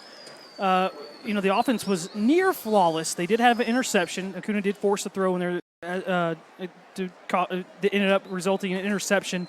And then he had a couple of missed deep throws down the field, mainly to DeJuan Johnson. Outside of that, perfect. If they can clean up that, this has turned into a blowout. Yeah, Johnson, those couple of plays, one of them was overthrown, one was underthrown, but they got the pass interference penalty, and then one that he just didn't catch. It was a perfect pass. He just didn't catch it. However, I am excited to see the connection between him and Shipley. And Shipley was a guy that we talked about there at the Poteet and before the season, that he's got that something. And the routes that he's ran and he's given himself and his quarterback a chance to get him the ball. And I'm really happy to see the connection that they've had already here in the first half. North Forney will be receiving to start the second half. We'll see if Frisco Heritage is actually going to kick the ball down the field to them. They tried an onside kick, and they're going to try another one. It's going to bounce at the 50, and it's going to be fielded at about the 48-yard line. Have an awkward field there, too. Both coaches here, I can do what you can do better. That was Donovan Holt who was able to bring that one in. So the Falcons will start out with a great field position again. I think their offense hasn't had bad field position. And that with the good running game, if you get good field position, good night. That's going to be hard to stop. And they'll start with good field position again here to start the second half at their own 48-yard line. Soto will be the starting running back here in the second half. He's split almost 50-50 with Ty Collins, and they've both had a lot of success in the first. Handoff up the middle. Soto, a little stutter step before he squeezes through the hole. He'll have 5 on the first down carry down to the Heritage 47. 2 receivers to the right and 1 to the left. Back to the line of scrimmage. They're going to hand it off again. Actually, it's fumble in the backfield. Acuna picks it up, trying to avoid the defender in the backfield. Could not do it. That one looked like it was going to be a play action that just kind of got caught up in Soto's hands. Thankfully, Acuna is able to kind of skip ahead for about a yard, skip back to the line of scrimmage, so it'll be 3rd down and 5. Yeah, it was hard to kind of tell there whether he was needing to hand it off or wanting to pull it back. Hand off to Soto, being patient, finds the crease, close to a first down. It depends on where they spot it. Exactly, he is right near it. I think that should be enough for a first down. Yep, they're going to move the chains. They're going to They're going to let him go ahead and play this one before the chains are even set. First down. Another handoff. Again, Soto at the middle, breaking tackle, still on his feet. And finally, it's a host of Coyotes who bring him down, but not before he gains another chunk of 5. Yeah, it seems like he's 2 or 3 yards down the field before he ever really makes his first contact. You can't give Soto or Collins, either one, that much room to run without – you're going to take a beating all night if you give him that much room. Yeah, both of those guys haven't been touched until they're 2 or 3 yards down the field. Play action, looking deep. He's got a man over the top. And again, broken up at the last second. Just like in the first half on Colin Shipley, this time it was breaking it up on a pass intended for Nick Boone. And again, that was a nice defensive play there from Norman Niamandi. Yeah, it doesn't look like he's playing a safety position. He's playing a cornerback position, but the ball just hangs in the air so long on those passes that he's able to get over, and that's the second time he's made that play. So 3rd down and 5. Threat along the left sideline. It's caught by, that looks like DeJuan Johnson on that far side. Yeah, Boone had that on the going back to that previous play. He had beat his man just like the first half. DeJuan Johnson beat his man. Maybe you can try the one-on-one side over there. So it's a first down for North Forney. They hand it up the middle. Collins might be hurt too. He was carrying a couple of Coyotes with him. And at the end of that play, it kind of went down hard on a knee. And he's holding on to that knee. He's slow to get up. Now Doc has gone out there. So as they have a timeout on the field, we'll go ahead and take a quick timeout as well. With 10 minutes to play in the 3rd quarter, North Forney still leading 24-6. You're listening to the Goonville Radio Network on SHN Sports.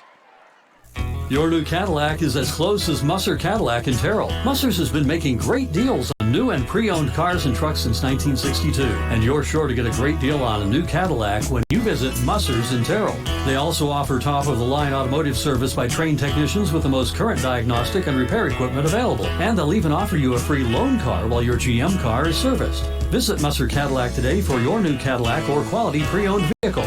Musser's is at 1212 Westmore Avenue in Terrell. Our hometown Taco Casa is proud to support the outstanding programs of North Forney High School, the amazing staff, and great students. Taco Casa, right here in Forney, Texas, feeding hungry folks since 2010. Real fresh, real food, real good. You're listening to North Forney Falcons football on the Goonville Radio Network. On the 2nd down run by Jacob Soto, had a huge gain for a first down, but got it stripped at the very last second. And it's picked up by Frisco Heritage, and they will take over now after the turnover at the 16-yard line. It was a tough run there by Soto, and he was dragging a couple of defenders, and one of them got in there, was able to strip that ball out. And that's the one danger with carrying a couple of guys. They say, hey, you've got them wrapped up, I'll come get the ball. A turnover from the Falcons, their 2nd one of the night. Handoff up the middle, it's Rose. He's met right away, but then falls ahead for a gain of a couple. Yeah, and I guarantee you that was something that the coaches talked about at halftime for Heritage. It's like, hey, you've got these guys wrapped up, and it's taking so many of you. How about somebody reach for the ball? And so if you're the Falcons, you got to be ready for that moving forward. So gain of 4 on the play. It brings up 2nd down and 6 for Heritage. A running back to each side of Swetnam. One's Rose, one's Stratford. This time they're going to fake the handoff to Stratford. Up the middle goes Swetnam. Swetnam, gain of maybe 2 on the play, and that's going to bring up 3rd down and 4. It's a big Sticky Ribs barbecue 3rd down money down here early, or about halfway through the 3rd quarter. It's like Lacey in there. He said, sweating them, I ain't sweating them. Heritage 3rd down 4. In the shotgun. Swetnam takes a snap. He rolls out to his right. Facing pressure. Throws down the field, and it's well incomplete. Looks like the intended receiver there was Jordan Gregory. It looks like Gregory had a little window there, and it was just a bad pass there from Swetnam. Brings up 4th down and 4. Heritage doesn't have really a true punt team. They haven't shown it if they do. They pooched one earlier in the game in the first half. I would doubt that they're going to go for it outright here on 4th and 4 from inside their own 25-yard line. I would expect another pooch punt here. And that's exactly what's going to happen. North Forney, nobody back deep. This one will take a pretty neutral bounce just sideways. And first bounce at the 43 and then picked up at the 42. So North Forney's defense holds after the turnover. And the Falcons offense will get a chance to redeem themselves here with 8:28 to play in the 3rd quarter, starting at their own 42-yard line. At some point here in the 3rd quarter, I do want to go back over those scores. I know you and Tim did. I didn't get a chance to really listen to those. I'm very curious to see what's going on with the rest of the district in the area. Yeah, other than the Kaufman blowout, the loss, it looks like everybody else was either in the lead or tied tonight, and Roy City won last night. Soto, the running back, they hand it to him. He started out left and cuts back up the field, still on his feet. Still carrying some Coyotes. You can hear the coaches say, get down, get down. He got hit about 4 yards past the line of scrimmage, and he ended up getting a first down on that carry. A gain of about 11. And it looks crazy because it looks like he's falling down, and he actually uses the contact to keep himself upright. Yeah, it's kind of weird how that does happen. Another handoff up the middle. Soto squirts through. Got a gain of 8 on that one inside the Heritage 40-yard line. This offensive line has just had their way with that Heritage defensive line all night long, and it looks like, I know this is the type of thing that's going to be more as the game goes on. Kuna drops back, pump fake, looking deep down the right sideline. Looks like Jetta again inside the 5-yard line, stumbles out of bounds before he can get to the goal line. Christian Archita, another big throw and catch. That's the second time he's caught one down the sideline. The first time it was down the left sideline in the first half. This time down the right sideline. Both of them on the pump fake double moves. Yeah, that one-on-one coverage out there, he's burned them both times. Handoff up the middle, Soto. Soto pushing the pile, turns backwards to the goal line, still pushing. Does he have it? Does he have it? Haven't got a signal yet. Still don't have one. Touchdown. Finally, they gave us one, and Soto. He was the one, and it looked like Acuna was able to kind of run up behind him and push him in, almost a la Bush push. Bush push, yeah, USC, except it was backwards. So Soto comes back with a little redemption after getting the ball stripped from him on the last possession inside the red zone. Scores on a 3-yard touchdown run up the middle. And pending this extra point, which is up and good, the Falcons lead 31-6 with 7:20 to play in the third quarter. You're listening to the Goonville Radio Network on SHN Sports. Hey Falcons fans, are you looking for a local streamlined real estate experience? I'm John O'Finkenbeiner with Exalt Realty, and in my 12 years in real estate, I have perfected the art of keeping the process of buying and selling simple and easy. Whether a buyer's or a seller's market or somewhere in between, make sure you call me, John O'Finkenbeiner, where real estate is made easy at 469-556-8392. Go Falcons! Sticky Ribs Barbecue is a family-owned business located in Forney, Texas. We have all of your favorite smoked meats complemented with homemade sides. Take a bite of our mouth-watering barbecue, slow smoked to perfection over Texas post oak on traditional barbecue pits. We offer full-service catering for any size event. Visit us at stickyribsbarbecue.com or on our Facebook page. That's Sticky with no C and Ribs with a Z. Contact us today and see what you've been missing. Sticky Ribs Barbecue. Get addicted. Your go-to for barbecue. You're listening to North Forney Falcons football on the Goonville Radio Network.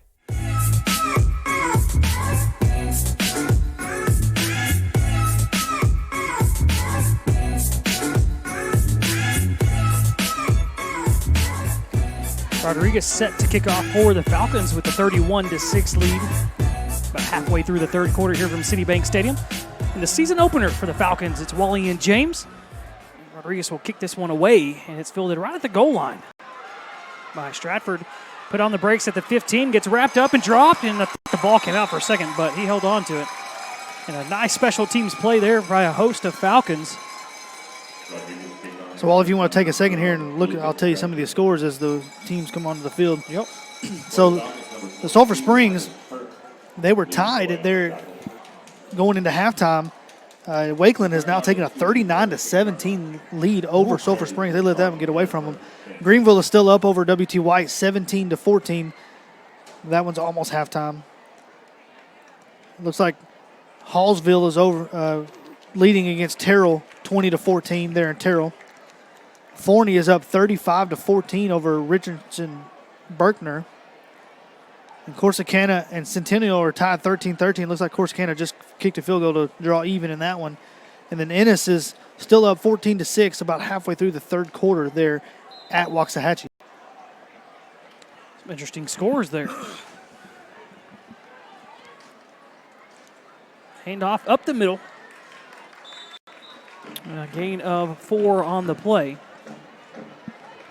Now, I know that Heritage has had to make some adjustments on this run game at halftime. I know they had to talked about it, and I know a 4-yard run is nothing to be just super pumped about, but that's progress if you're Heritage at this point. We're going to float this one down the field, and it's just past the reach of Kyle Bradford, who had a little crease there down the seam. It's kind of a awkwardly placed ball there. Kind of had to track it over one shoulder and then turn his head the other shoulder to try to make that grab, and got his fingertip on it, just couldn't haul it in. So that'll bring up a Sticky Ribs barbecue, third down, money down for the Falcons defense. It's 3rd and 6. Can I put in a call, Wally? Let's do it. Is that a thing? Yeah. Okay, I'm calling. I'm making a call. I think Jacob Donaldson's going to come away with a big play right here. He is an interception machine. He's Down here locked on up the- man-to-man coverage down here with Hunter Smith. He's looking this Looks like direction. they're setting up a screen on the far side of the field. Looking for the first down. He's going to be near it. Is Sean Wara on the halfback screen. It's one thing that Heritage does that North Forney does not is use the running backs, A, just use them in the passing game at all, but B, use them in screens. We saw it, 2-3 times total last year with Soto a little bit. And they were huge plays. And they were big plays every time they used them, but they just don't. North Forney just don't use their running backs that way. Looks like they're going to get too many men on the field here too for North Forney's defense, much to the coaching staff's dismay. The run was up the middle for a gain of 6. I'm sure they'll decline that and make it 1st and 5. Yeah, we still have defensive players running onto the field, defensive linemen running onto the field. I think that's probably the easiest 6 yards you're going to get. Yep. During the play, illegal substitution by the defense. There's 6:02 to play here in the third quarter. 31-6, Falcons leading. We appreciate everybody tuning in for the first game this year on our new network, SHN Sports Network. We're still Goonville Radio, part of the SHN Sports family on YouTube. Throw over the middle, a nice behind-the-body catch. Well, the ball's loose. That's going to be a fumble. They're going to rule that a fumble, a catch, and then it was stripped out of the hands. And coming up with the recovery looked like Patrick Lacey. Well, that might have been Roderick Brown, actually. Couldn't see. I don't know who that was who actually stripped it out. There were a couple of Falcons around at the time. Roderick Brown's the one who ended up getting on top of the ball. I think wherever Ayana is right now, she's excited. Big brother is able to recover a fumble. I see her down there with her dad. They are really excited. Yeah, running down the track. So North Forney, with their second forced turnover of the game, they'll take over at the Heritage 37. Kuna fakes the handoff, draws back, looking over the middle, and again cannot connect with DeJuan Johnson. Well, I know he hasn't dialed that in just yet, but I'm telling you that's going to come. Just his pocket awareness, the way he steps up in the pocket and releases it. I mean, he's got his footwork down. He's just going to have to – it's going to take some more practice with his receivers on those timing routes. I believe it'll come around. So Cam Allen's one of the receivers out there. He'll actually move in line now. Him and Talley both in there as tight ends. Then 2 receivers split out wide to the right. They hand it off to Soto. Soto patient behind his line. Follows his blocks up the middle, and he's got a gain of 6 on the play, and that'll bring up 3rd down and 4 from the Heritage 31. The 3rd down play, Wally, I wouldn't be surprised to see him hand it off again, knowing you're probably in 2-down territory. Same formation, same play. Hand off to Soto up the middle. Fighting for yardage this time. Having a hard time getting traction. Looks like they'll give him a yard when it's all said and done. So it'll bring up 4th down for the Falcons. They've got to get 3 yards here. They've got to get to the Heritage 27. And they're currently at the 30-yard line. What do you do here, Wally? I'm going to run it again. This time looks like Collins back in the game. That's a good sign for North Forney as he left earlier with a knee injury. Looks like he's got a little brace or a wrap around that left knee. I think I'm going to throw it out here to the sideline. Nope, they're going to hand it off to Collins right up the middle. He's got the crease. He's got enough for a 1st down, and the Falcons will move the chains. Coach Wally 1, James 0. That's Coach Wally on the move. Again, though, the confidence to run the ball on a 4th and 4 tells you everything you know about their strategy. Yardage enough for another. North Forney Falcons. 1st down. 1st and 10 for North Forney. 2 receivers to the left and 1 to the right. Fakes the handoff. Acuna being pressured. He's going to roll out to his left. He's got some room to run. Cuts up the field inside the 20-yard line. Dives ahead near a 1st down. They're going to give it to him. Inside the 15 down to the 13-yard line. You know, again, I know it seems like a little thing, but he felt the pressure coming from the outside and was able to kind of step up in the pocket and shift to the left, and still keeping his eyes downfield. I'm so impressed with his swagger that he's playing with right now. Handoff up the middle, it's Collins. Collins gets brought down after a gain of a couple. We'll get to the 10. That'll bring up 2nd down and 7. Again, you're in 4-down territory here, although Coach may decide to kick a field goal. You're in that range as well. This was the territory last time that they tried that little fade pass, and see what they do this time. This time Acuna's going to keep it. Running to the left, now throws it into the end zone. We've got a flag on the play coming from the back judge. I think they're going to say that he pushed off. We'll see. And that's Cam Allen who caught the touchdown. No, they moved the flag up here. No, there's 2 flags. Maybe he crossed the line of scrimmage before he threw it? Well, he was close to, because he looked like he was going to take off and run. He was close to the line of scrimmage. Of course, if you cross the line of scrimmage, you can't throw the ball down the field anymore. During the play, holding number 31. So we've got holding on North Forney. And that's the penalty. So the back judge threw a holding penalty. It's rare to see that. He was literally standing in the back of the end zone. So it was a touchdown. It was a touchdown throw to Cam Allen. And it looked like it would have counted had there not been the holding penalty, but there was, and they'll back him up all the way out to the 20-yard line. It'll be 2nd down and 17, it looks like, from the 20. Kuna takes a snap, throws, end zone, at the goal line, caught, touchdown. And that looks like Nick Boone. That was about as easy a pitch and catch as you're going to have. There really was no coverage. The coverage had all kind of been sucked out towards the sideline, and that was the interior route, little post route. Just an easy pitch and catch, nobody even around. Yeah. Did I mention how impressed I am with Acuna? He's looking sharp tonight. Again, outside of those couple of missed throws deep down the field, other than that, I mean, that mid-range, he's been perfect on. He's really made the right play outside of that one interception. So the extra point is good, and North Forney leads 38-6 late in the 3rd quarter. You're listening to North Forney Falcons football on the Goonville Radio Network. Our hometown Taco Casa is proud to support the outstanding programs of North Forney High School, the amazing staff, and great students. Taco Casa, still the same since 1972. Real fresh, real food, real good. Your next new car is waiting for you at Musser's Chevrolet in Terrell. Musser's has been in business since 1962, making great deals on new and pre-owned cars and trucks.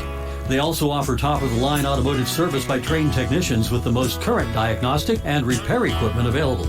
And they'll even offer you a free loan car while your GM car is serviced. Visit Musser's Chevrolet today for your new Chevrolet or quality pre-owned vehicle. Musser's Chevrolet is at 1212 Westmore Avenue in Terrell. You're listening to North Forney Falcons football on the Goonville Radio Network.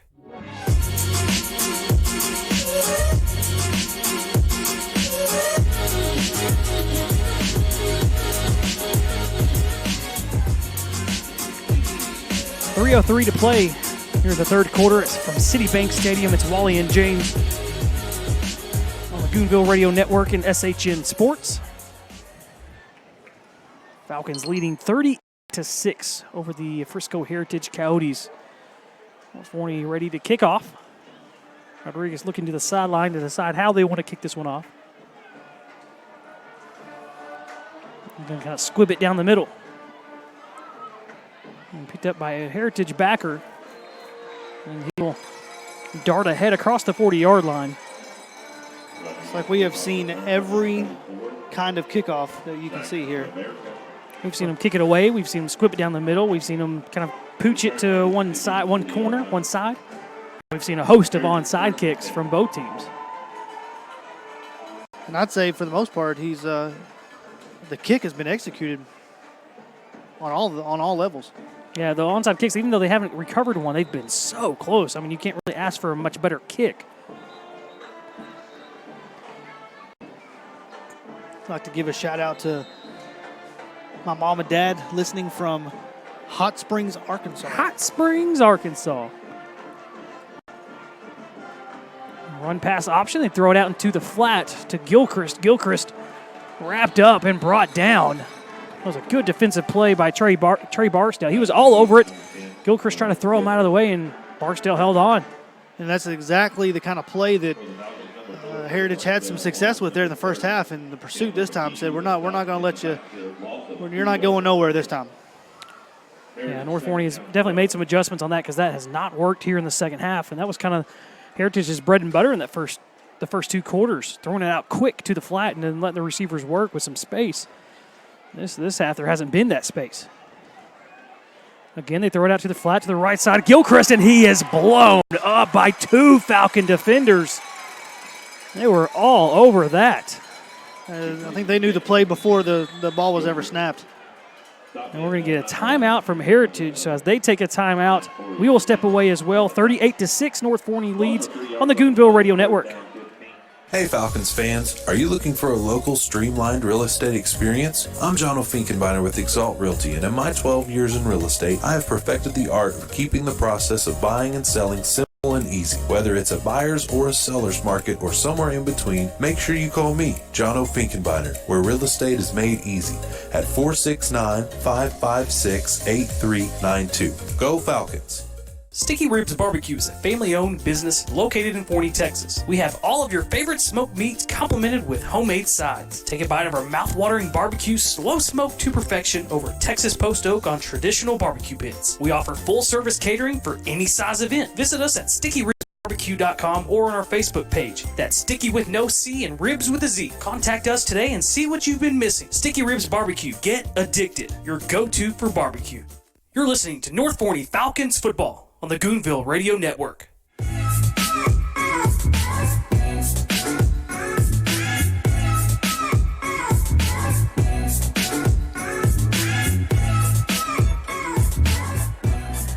This one thrown out to the right flat on 3rd and 16. And it looks like Bradford will be able to get back to the original line of scrimmage, but that'll bring up 4th and 10 for Frisco Heritage from their own 41-yard line. Looks like they gave him a little bit of a cushion on a 3rd and long, and still going to bring up 4th and 10, 4th and 9. Christian Archita back deep to receive this punt, or return this punt. They're actually going to go for it, though. They're going to throw down the middle of the field, and it's incomplete. Trying to hit Bradford down the seams.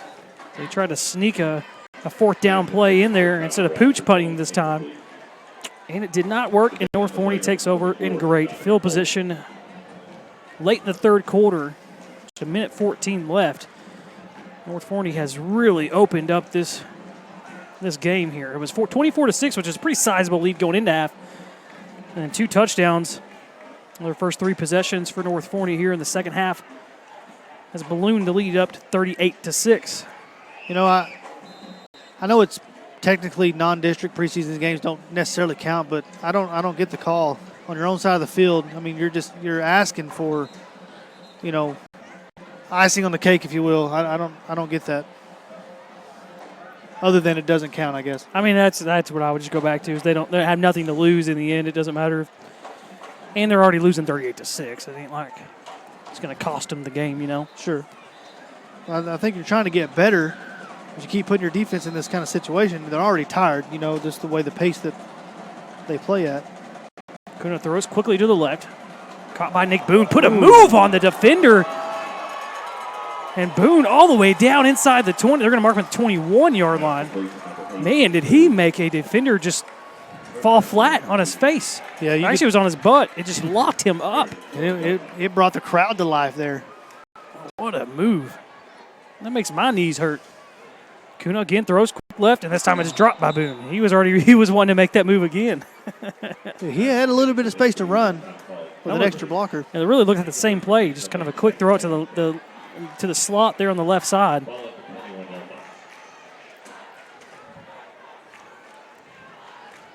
I expected to run the ball here. Up big. Second down and 10 for North Forney. Hand off to Collins. Collins puts his head down and kind of spins and turns his back to the defense. Backpedaling for a couple more yards, and that'll bring up 3rd and 6. A real nice read there by Collins. It just wasn't there up front, and he just kind of stuck his foot in the ground, cut it outside, and was able to pick up positive yardage. Good read. Kuna in the shotgun. Takes the snap. Feels some pressure. Scrambled out to his right. Throws in the end zone. Oh, it was in and out of the hands.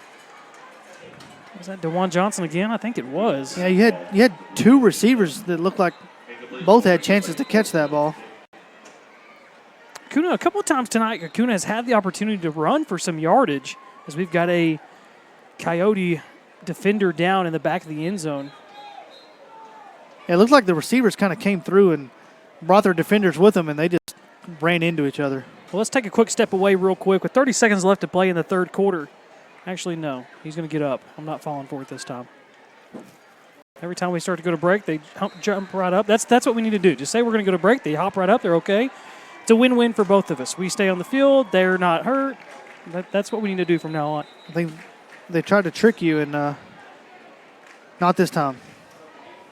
So the Falcons are going to line up for a field goal. Okay, this will be a... Ball is spotted at the 26, about a 36-yard field goal. But spotted at the 17. It's about a 34-yard field goal here for Carlos Rodriguez. The wind's blowing from his back. The ball's on the left hash. 40 seconds left here in the third quarter. Zach Tucker, the holder. Snap's good, and the kick is blocked. It's going to bounce down to about the 11-yard line, picked up there by Frisco Heritage, and they're going to return it. They don't make the 20-yard line. They've had some low snaps tonight, and that time it cost them, as it'll be a turnover off the blocked field goal. Yeah, Rodriguez really didn't have a chance there.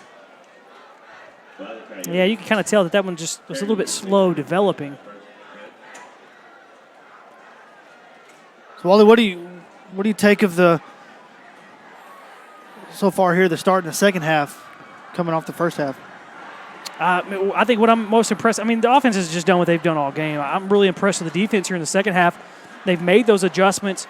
The first half, Heritage was throwing the balls out to the quick to the flats on both sides, to the running backs, the receivers, and they had a lot of space to make plays. Second half, there's been no space. They can't make those plays. We already knew they couldn't run the ball. Hand off to Rose. He's met in the backfield. Still on his feet. And they will finally blow that one dead. First one back there was Titus Douglas. Yeah, you can see the Falcons defenders kind of reaching for the ball themselves there. And that might bring us to the end of the third quarter. As a matter of fact, it will. So after the third, it's 38-6, Falcons on top here from Citibank Stadium. It's Wally and James for the Goonville Radio Network and SHN Sports. Your new Cadillac is as close as Musser Cadillac in Terrell. Musser's has been making great deals on new and pre-owned cars and trucks since 1962. And you're sure to get a great deal on a new Cadillac when you visit Musser's in Terrell. They also offer top-of-the-line automotive service by trained technicians with the most current diagnostic and repair equipment available. And they'll even offer you a free loan car while your GM car is serviced. Visit Musser Cadillac today for your new Cadillac or quality pre-owned vehicle. Musser's is at 1212 Westmore Avenue in Terrell. Our hometown Taco Casa is proud to support the outstanding programs of North Forney High School, the amazing staff, and great students. Taco Casa, right here in Forney, Texas, feeding hungry folks since 2010. Real fresh, real food, real good. You're listening to North Forney Falcons football on the Goonville Radio Network. All right, welcome back here to Citibank Stadium as we begin the fourth quarter. The Falcons up big, 38-6. Here as we begin the last quarter, last frame here tonight. Teams have switched ends of the field. Heritage now will be taking the ball from our left, moving towards our right. I thought I was eating the cheese Ritz crackers, but it actually was the peanut butter ones, so I got a little peanut butter stuck in my mouth. And I think, are you out of drink? I got a little bit left, so I think we'll be okay. All right. Coyotes got the ball. Swetnam calls for it. It fakes the handoff. He's got time to throw. Moves out of the pocket to the right and just dumps it down. going to pick up a game of about 2. Yeah, plenty of time to throw the ball there and was able to kind of scramble out and make something out of nothing. Yeah, he dropped that one down to Rose, the running back. And the running backs have played really well in the passing game for Heritage now. They have good hands. But that time it was DeMarcus Kirk that was all over it. As soon as Rose caught it, he drug him down for a gain of 1. Sweating him in the shotgun. Looks like he's going to bring Rose over to his left-hand side. 3 receivers to the left, 1 to the right. Sweating calls for it, and it's going to be a pass. He fakes it to the right and sets up the wide receiver machine to the left. He's got plenty of room to run. He's breaking tackles, break another tackle. Looks like the Falcons finally catch up with him. They're at about the 48-yard line. Bradford's got some moves on him, and again, they faked that handoff, and then a wide receiver screen with the lineman, or what they call a jailbreak screen. The lineman went out to block for the receiver coming back the other way, and then you give Bradford that kind of space. Bradford's really quick and elusive in the open field, and he showed it there. He made 3 or 4 Falcon defenders miss. Looks like you got the same formation, 3 receivers to the left, 1 to the right. Rose to the left of Swetnam as he takes the pass. He's going to hand it off up the middle. Still fighting for yards. He's going to make it all the way down to about the 42-yard line. It's back-to-back positive plays here for Heritage. No doubt, probably not your starters in on defense. Wally, you got your Falcon eyes. Can you tell us? They've subbed some in and out. I mean, they're getting some second-team, third-team guys reps. But they're subbing in and out. I mean, they've still got some of the first-team guys in. Swetnam looks like the exact same play. He's going to hand it off the middle. Rose, nothing up the gut, and is able to kind of cut it to the left a little bit and gain some positive yardage. Yeah, we got a Falcon down on the field, too. Not quite sure who that is. Looks like an interior. You know, we've talked about Ty Collins and Soto for North 49 and how hard they've ran and how tough they've been to bring down. Really, Rose for Heritage has been the same way. The difference is, you know, he's getting met right at the line of scrimmage or in the backfield, it seems like every play until this drive. And, you know, Tim and I were talking about that when you give those strong running backs, you give them a couple of yards past, you know, give them basically a landing strip or a takeoff strip where they can, you know, get their pads and everything going forward, going downhill. They're hard to stop. But if you can get them before they get that momentum going, you know, you have a lot better chance, and that's what North Forney's done a lot to Rose tonight. But we see on this drive, when there is that hole in the middle that gives him a little bit of leeway, he gets his pads behind him, he gets going downhill, and he's tough to bring down too. Yeah, Rose looks like he's a pretty big kid. He's real thick, well built, and so but he's got some speed. We've seen that several times in the passing game. Well, good hands too. Yeah. You know, for a guy his size. It looks like Coach Jackson has gone out to assess the situation, and looks like they're going to bring him to his feet. Still not sure who this is. Looks like number 64. That'd be Noah Monroe. Definitely good to see him on his feet. Still about the 40-yard line. We got a new doc this year. It's Doc Young. Doc Young? Yep. Of course. Is it he? It's a he. Is he young? At least middle-aged. Yeah. Yeah. I don't know the exact age. I haven't really talked to him or like Facebook stalked him or anything. Looks like Monroe has made it to the sideline safely. Sure to get checked out there as we back to play here. Kind of switched the formation. 3 receivers to the right, 1 to the left. Looks like Rose is going to be to the right. Again, the exact same play, just flipped. Nothing up the middle. Rose was able to cut it out to the left and pick up a first down. Again, we're starting to see here. I know it's late in the fourth quarter, but we're beginning to see exactly what Rose can do, given the opportunity to have a little bit of a lane to run in. Well, there's a couple of North Forney starters back in there on the defensive front. Lacey, I think, is in there, and Josh Anderson, who plays quite a lot. I mean, not star, but he plays a lot. This one thrown out to the left flat out there. Hey, he's still on his feet.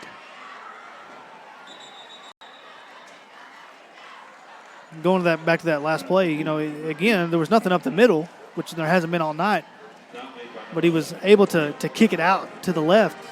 Good vision. Followed up by really just a simple pitch and catch, and then another broken tackle. First down for Heritage as they have now entered the red zone inside the 20-yard line, down to about the 18. Sweating them in the shotgun. Rose to the right. This time they're going to hand it off up the middle. Rose has got a lane to run. Finally brought down by the safety. But not before he picked up right at another 10 yards. Very close to a first down. And they're going quick, too. Almost too quick. Yeah, the referees were like, hold on, we weren't ready. There are flags on the play. It was thrown by the back judge. I wonder if North Forney had too many men on the field trying to get substitutions in. It happened earlier to him. You know, you would think that North Forney defensively would be used to the speed and be able to get on and off the field because their offense goes faster than anybody. Surely, in practice, you know, in high school, you don't have. Yeah, sure enough, that's the call. Yeah, legal substitution.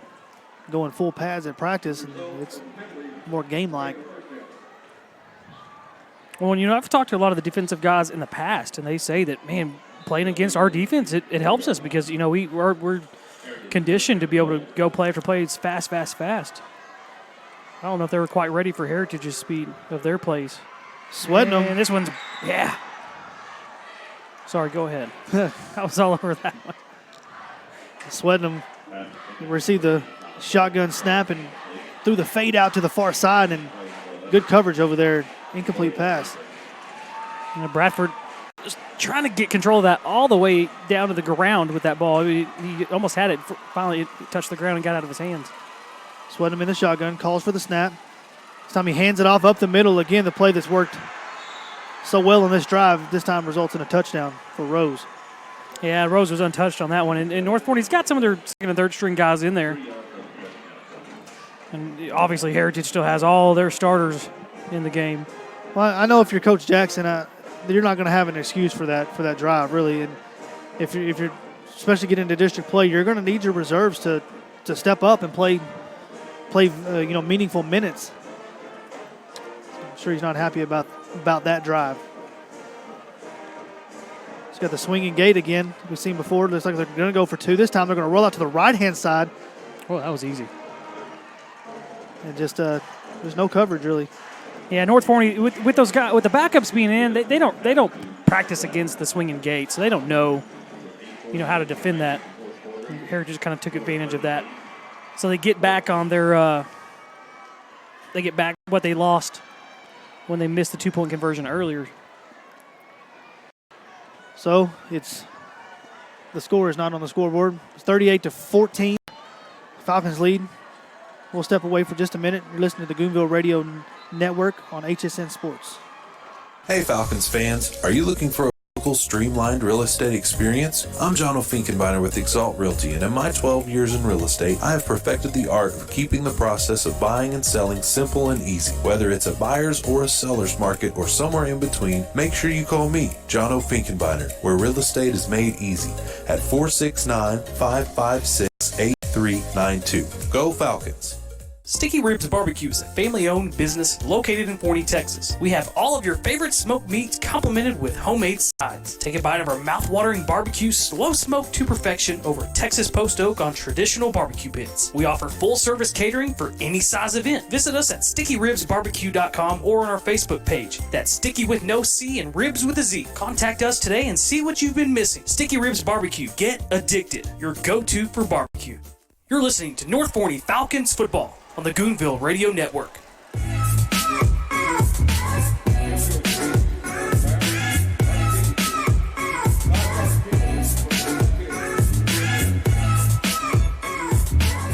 All right, welcome back here.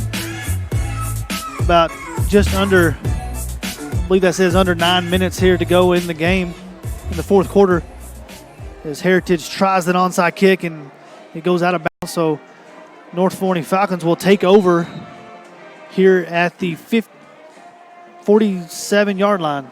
It's about the 48. And it looks like the starters are still out there for North Forney, too. Donaldson hands it off. Or not Donaldson. Acuna hands it off. You got Jacob Acuna and Jacob Donaldson. Hands it off up the middle. Pick up about 2 yards there for, looks like Soto. That's a different back in there this time. Let's see. That's like Nemo. Yep, That's Nemo's out there. Nemo coming over from the defensive side to play some offensive snaps. Gets it up the middle this time. He's got room to run. He's at the 20, the 15, the 10. Nobody's going to catch him, and that will be a touchdown for Nemo. Okay.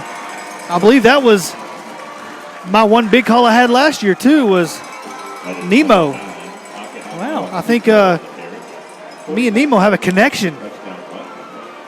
Probably not, but in my mind we do. I mean, I can't argue with it. Right up the gut. A 50-yard touchdown run right there. Untouched. Untouched. Nemo's showing his speed that time. Rodriguez here setting up for the extra point.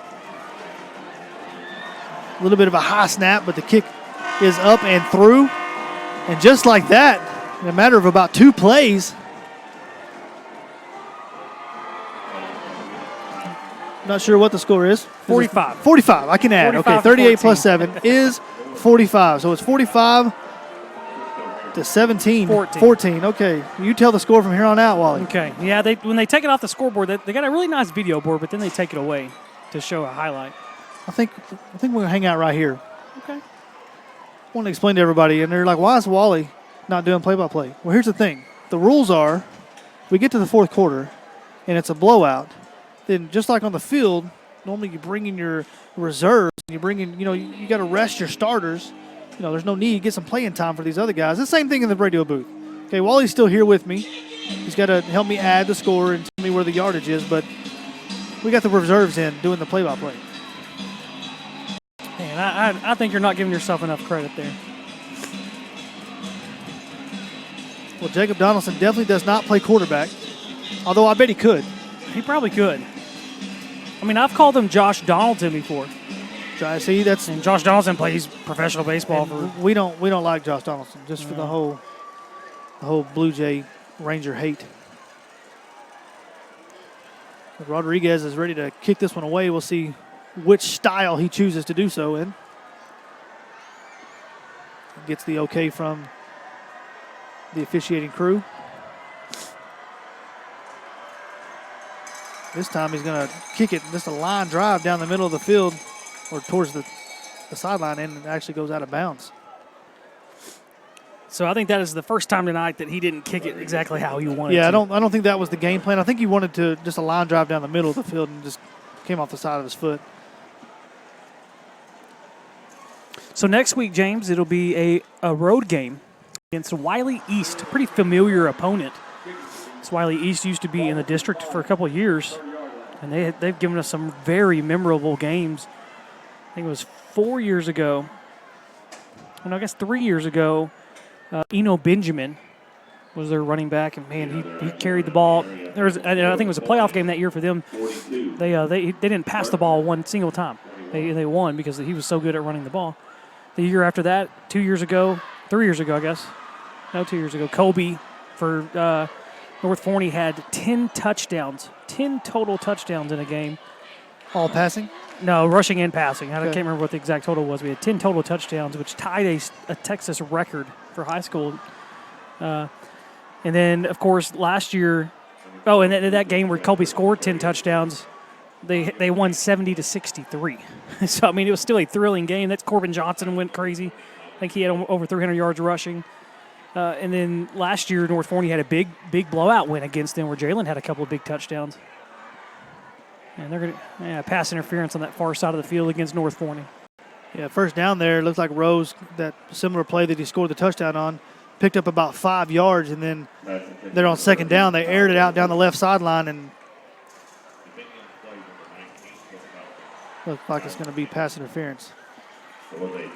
So as good as the defense has been tonight, James, I think there are a couple of things they can clean up. One, and I think the most important one is downfield coverage.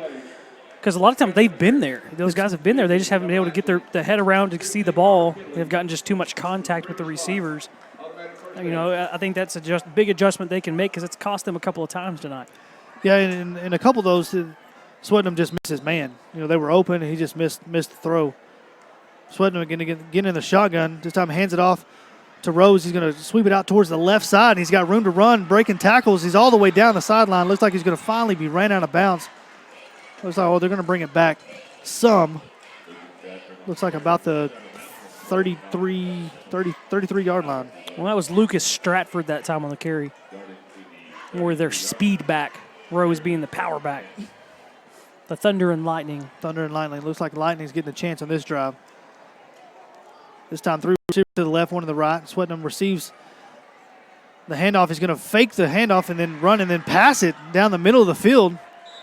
He's got his man. It's going to bring up a first down.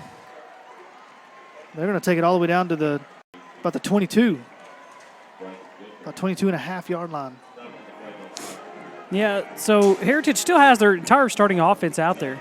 Excuse me, that's about the 17-yard line. Excuse me. North Forney has mixed their second and third units in there. Swetnam with the handoff up the middle, no room to run. He's going to cut it back towards the middle. The Falcons wrap him up there. Bring up game about 3. He ran about 30 yards to gain 4-ish. Yeah, started off on the right-hand side and then cut it back, but that's where we know that our big boys are waiting. And when they get their hands on you, you're going down.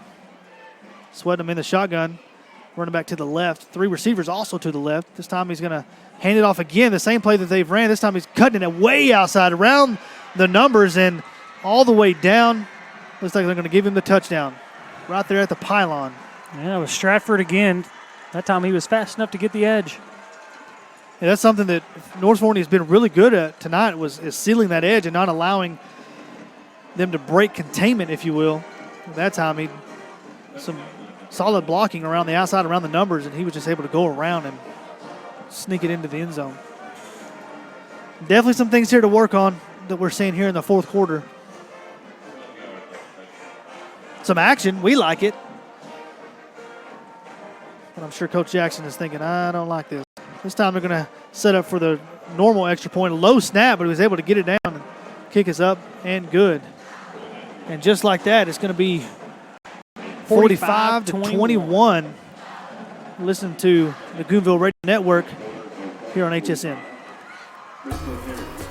Our hometown Taco Casa is proud to support the outstanding programs of North Forney High School, the amazing staff, and great students.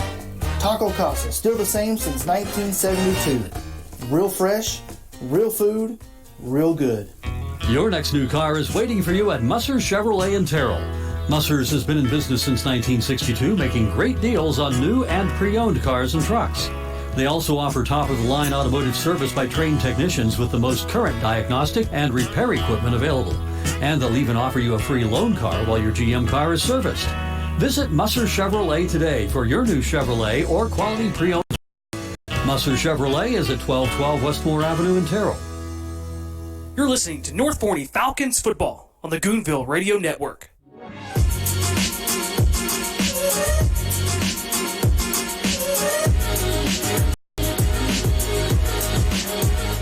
All right.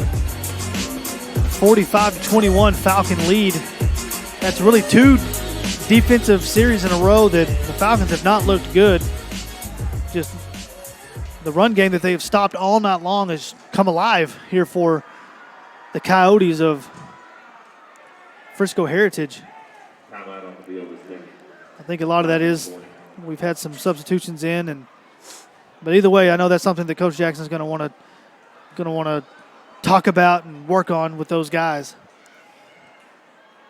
And we got a timeout on the field too on a kickoff. You don't see that too often. I wonder what they're going to do. You think they're going to try an onside kick here down 45-21? Well, I mean, there is 6.5 minutes left. This means you're down by, well, three touchdowns and a couple extra points, or 2-point conversions. So, I mean, yeah, why not try an onside kick? If you get it, then you've been moving the ball. Yeah, it's been against the second and third team of North Forney, but you've got some momentum behind you. You go down and score another touchdown. Then all of a sudden it's a 2-touchdown game. Why not? I mean, at this point, I think this is really what decided. They try an onside kick and they get it, it could be game on. If they don't get it, then I think this is where you probably see the game be iced away on both sides. Again, a beautiful night here for football. It's turned out to be. So we'll see here. Heritage, they're going to go with a little pooch kick. Received at about the 20-yard line and the fumble. The Falcons, I think, have jumped back on top of it. That was a close one. There was about 3 Coyotes in the vicinity, and just the lone Falcon was able to find it and jump on top of it. So it was Antorius Hambrick who fielded it and then lost control of the ball when he first ran into contact. thankfully, Jeremy Bailey, the other deep back, was kind of over in the same area and was able to jump on top of it. Could you imagine how upset Coach Jackson would have been had they not got back on top of that one? Number 6, Jeremy Bailey. Looks like we've got Zach Tucker in at quarterback. 25-yard line. Tucker receives the handoff and throws it out towards the sideline, a little behind the receiver. It looks like Jamarcus Watson in at running back, who's listed as an offensive lineman. He looks a lot like Cameron Rose from Heritage, kind of shorter, thicker. Remember when you used to have the halo tape in Pee Wee? Pee Wee? Yeah, believe me, I remember that. This time I'm going to hand it off to him. He's going to take it around the right-hand side. Going to pick up about 3 yards on the play. Going to bring up,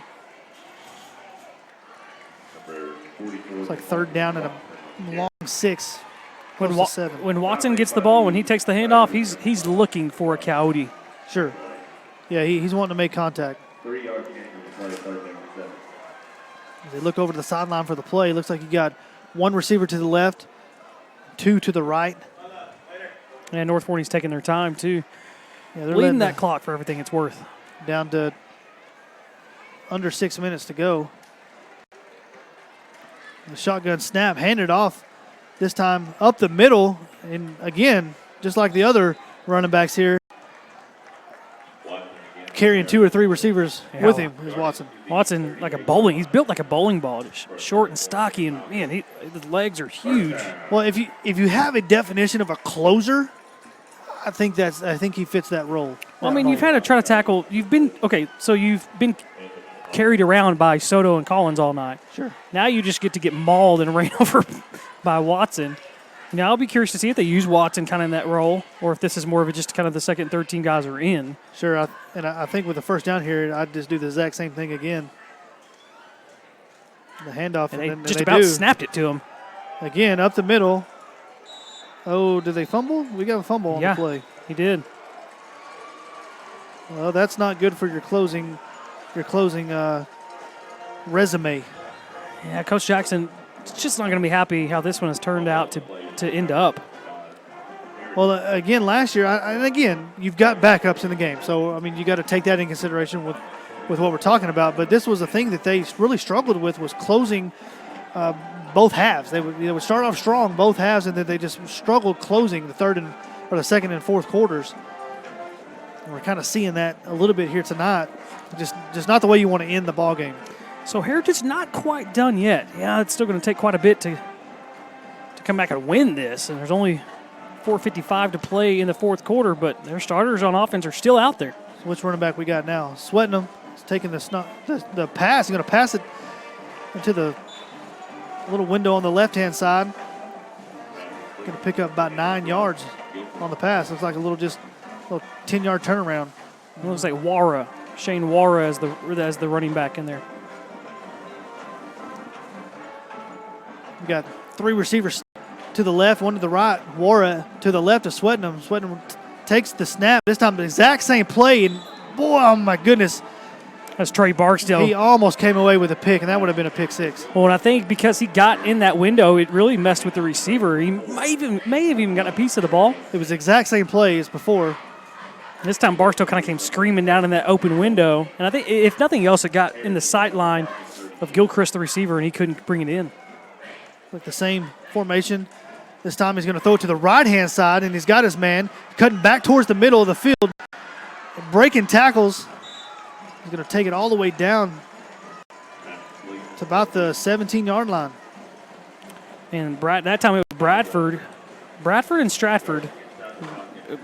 Perfectly named because they have a lot of the same game. They're so quick and hard to tackle in the open field. This time Sweat in the shotgun, same formation. He kind of bobbled the snap and threw it this time. Again. It was right through the hands of Barksdale. That's 2 times in a row in a very similar position. That Barksdale could have had 2 picks now. Yeah, Barksdale had read that one, and Sweat. I don't know where Swetnam was going with that. He wasn't really to a receiver. He dropped the snap a little bit and had to kind of recover, and then I think he's like, I got to throw this ball. Same formation. He takes the snap. This time he hands it off. Balls on the ground. I think he got back on top of it. We could use a fumble recovery. That'd be nice. It was a fumble on the play, but Wara, the one who fumbled it, was able to get back on top of it. Just trying to find his name. There is no number 27. Oh, okay. We're going with number 28. 28. And we are going to get a timeout from Heritage. So we will take a timeout as well. 45-21, North Forney leading with 3:33 to play in the fourth quarter. Listening to the Goonville Radio Network on HSN Sports. Hey Falcons fans, are you looking for a local streamlined real estate experience? I'm John O'Finkenbeiner with Exalt Realty, and in my 12 years in real estate, I have perfected the art of keeping the process of buying and selling simple and easy. Whether it's a buyer's or a seller's market or somewhere in between, make sure you call me, John O'Finkenbeiner, where real estate is made easy at 469-556-8392. Go Falcons!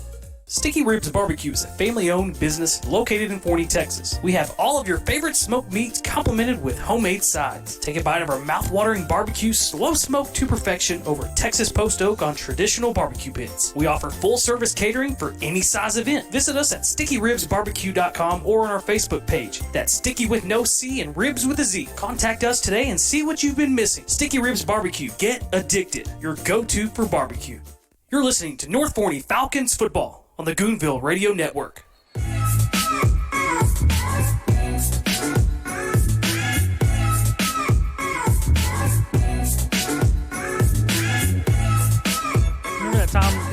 Remember that time there's a timeout, and then as soon as they come back before they run a play, they call another timeout?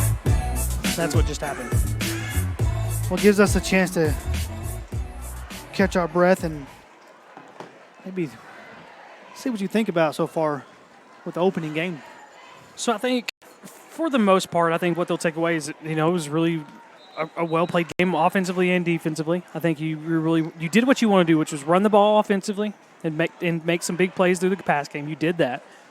And then defensively, you wanted to limit the run game and not allow big plays. And I think for the most part, you did that. Here late in the second half, once, some of the second and third team guys got in, Heritage was able to move the ball, but as a whole, and it's a little bit sloppy. You've turned the ball over here a couple of times now here late in the game, and you definitely don't want to do that.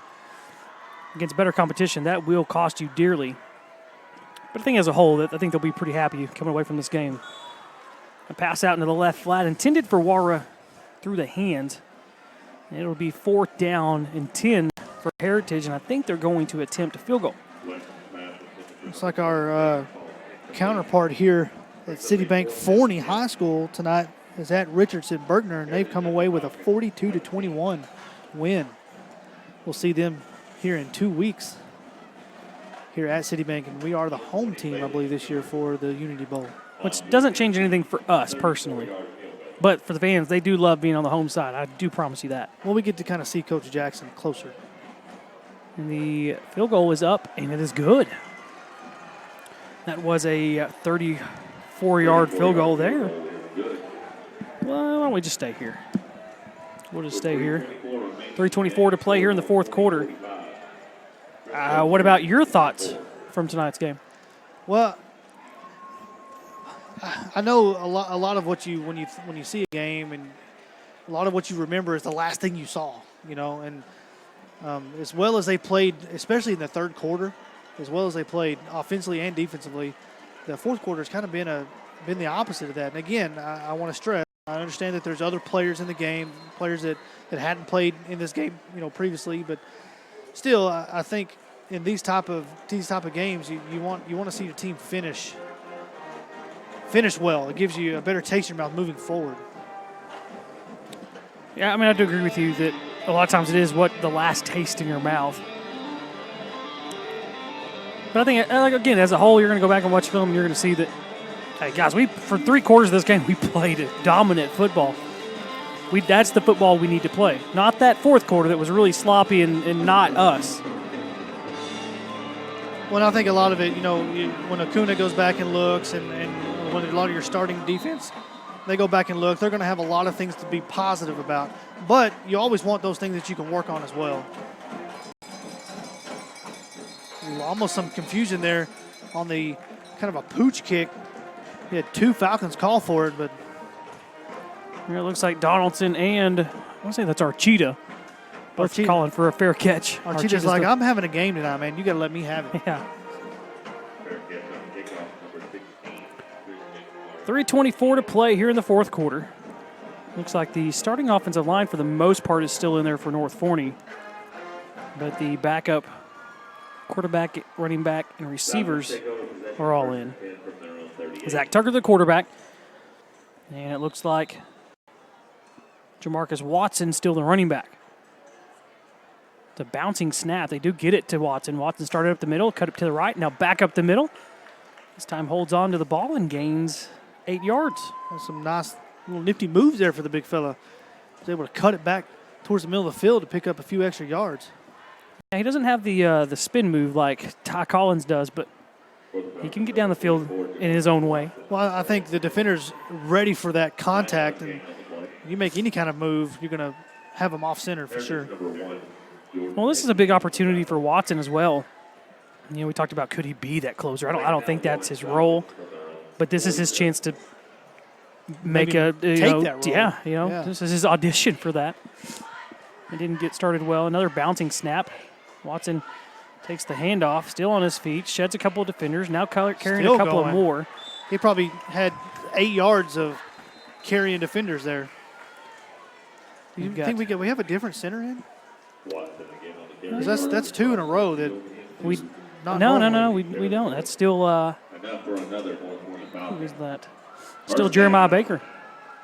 He's still in there at center. I think the only offensive lineman that come out as a starter looks like Riley Tracy. No, actually, I think he's in there now too at left guard.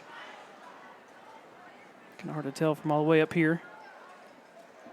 We will first down for North Forney. Definitely miss our spotter. Hopefully have him back next week. Handoff up the middle. Watson had to come out of the game because he lost his helmet. And this looks like Nemo now out there. Number 9, Duke and now Watson comes back in. Watson's like, dude, I'm not missing my chance to get in there and run the ball. Last time, Nemo, you were in, you scored a touchdown. Yeah. Share the wealth, man. North Forney bleeding this clock. Minute 45 left here in the fourth quarter. So they have a 45-24 advantage. It looks like Heritage is pretty content with allowing that to happen as well. The very last second, while we didn't snap the ball there, we had a Watson with a nice little jump cut. He's got the first down, and that should kill it. The clock will momentarily stop for the chains to reset. But North Forney, if they don't want to, doesn't have to run another play.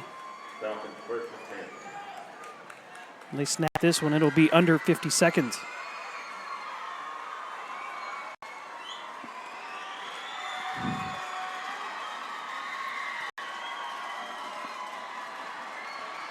Tucker in the shotgun. Just letting that clock creep on down. It's under 10 now. Takes the snap, and he'll just take a knee. And one more of those, and that should do it here. So what we'll do is we'll go ahead and take a step away. We'll be right back here with the post-game show. Final score from Citibank Stadium, 45-24, the Falcons win. We'll be right back here on the Goonville Radio Network and SHN Sports. Sticky Ribs Barbecue is a family-owned business located in Forney, Texas. We have all of your favorite smoked meats complemented with homemade sides. Take a bite of our mouth-watering barbecue, slow smoked to perfection over Texas post oak on traditional barbecue pits. We offer full-service catering for any size event. Visit us at stickyribsbarbecue.com or on our Facebook page. That's Sticky with no C and Ribs with a Z. Contact us today and see what you've been missing. Sticky Ribs Barbecue. Get addicted. Your go-to for barbecue. Hey Falcons fans, are you looking for a local streamlined real estate experience? I'm John O'Finkenbeiner with Exalt Realty, and in my 12 years in real estate, I have perfected the art of keeping the process of buying and selling simple and easy. Whether it's a buyer's or a seller's market or somewhere in between, make sure you call me, John O'Finkenbeiner, where real estate is made easy at 469-556-8392. Go Falcons! Our hometown Taco Casa is proud to support the outstanding programs of North Forney High School, the amazing staff, and great students. Taco Casa, still the same since 1972. Real fresh, real food, real good. Your next new car is waiting for you at Musser Chevrolet in Terrell. Musser's has been in business since 1962, making great deals on new and pre-owned cars and trucks. They also offer top-of-the-line automotive service by trained technicians with the most current diagnostic and repair equipment available. And they'll even offer you a free loan car while your GM car is serviced. Visit Musser Chevrolet today for your new Chevrolet or quality pre-owned vehicle. Musser Chevrolet is at 1212 Westmore Avenue in Terrell. You're listening to North Forney Falcons football on the Goonville Radio Network.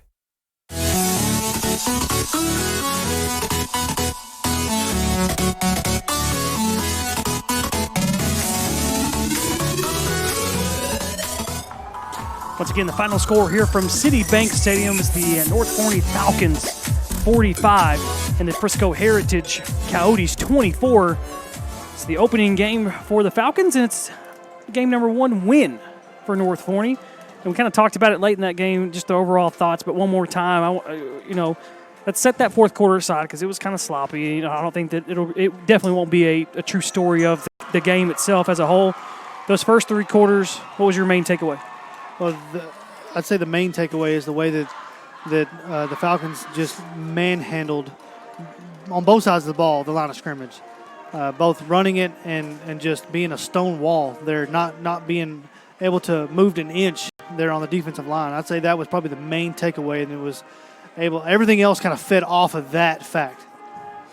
Well, I mean, I totally agree with you. I think I said this I think it was after the first possession, first drive. The trenches. If you can run the ball effectively and you can stop the run effectively, you're at the very least going to be in a lot of ball games, but really you're going to win a lot of ball games. And I think the other takeaway for me is, man, if Acuna gets on the same page as really just DeJuan Johnson down the field, this offense could be scary good. Yeah, I mean, his pocket presence is probably his biggest asset that he has right now. He's not afraid to stand there. We saw several times where he was able to go through multiple reads to find the open receiver. Like I said, if he could find that connection with DeJuan Johnson, it would add a whole nother layer to what that we've already seen so far. Well, I mean, we talked about the running back. Soto, Collins played really well. Nemo, when he got his chance, a 50-yard touchdown. Even Watson at the end of the game played pretty well outside of that fumble. You talked about Acuna and his pocket awareness. I think he had that one interception. You just kind of forced that throw in there. But other than that, he played really well. And then defensively, they made some halftime adjustments to stop those outside throws, those real quick throws, from getting big plays off of those. And to me, it was a really an all-around good performance from both sides of the ball. And for game number 1, before you get some experience under your belt, what more could you ask? Yeah, we said it before the game.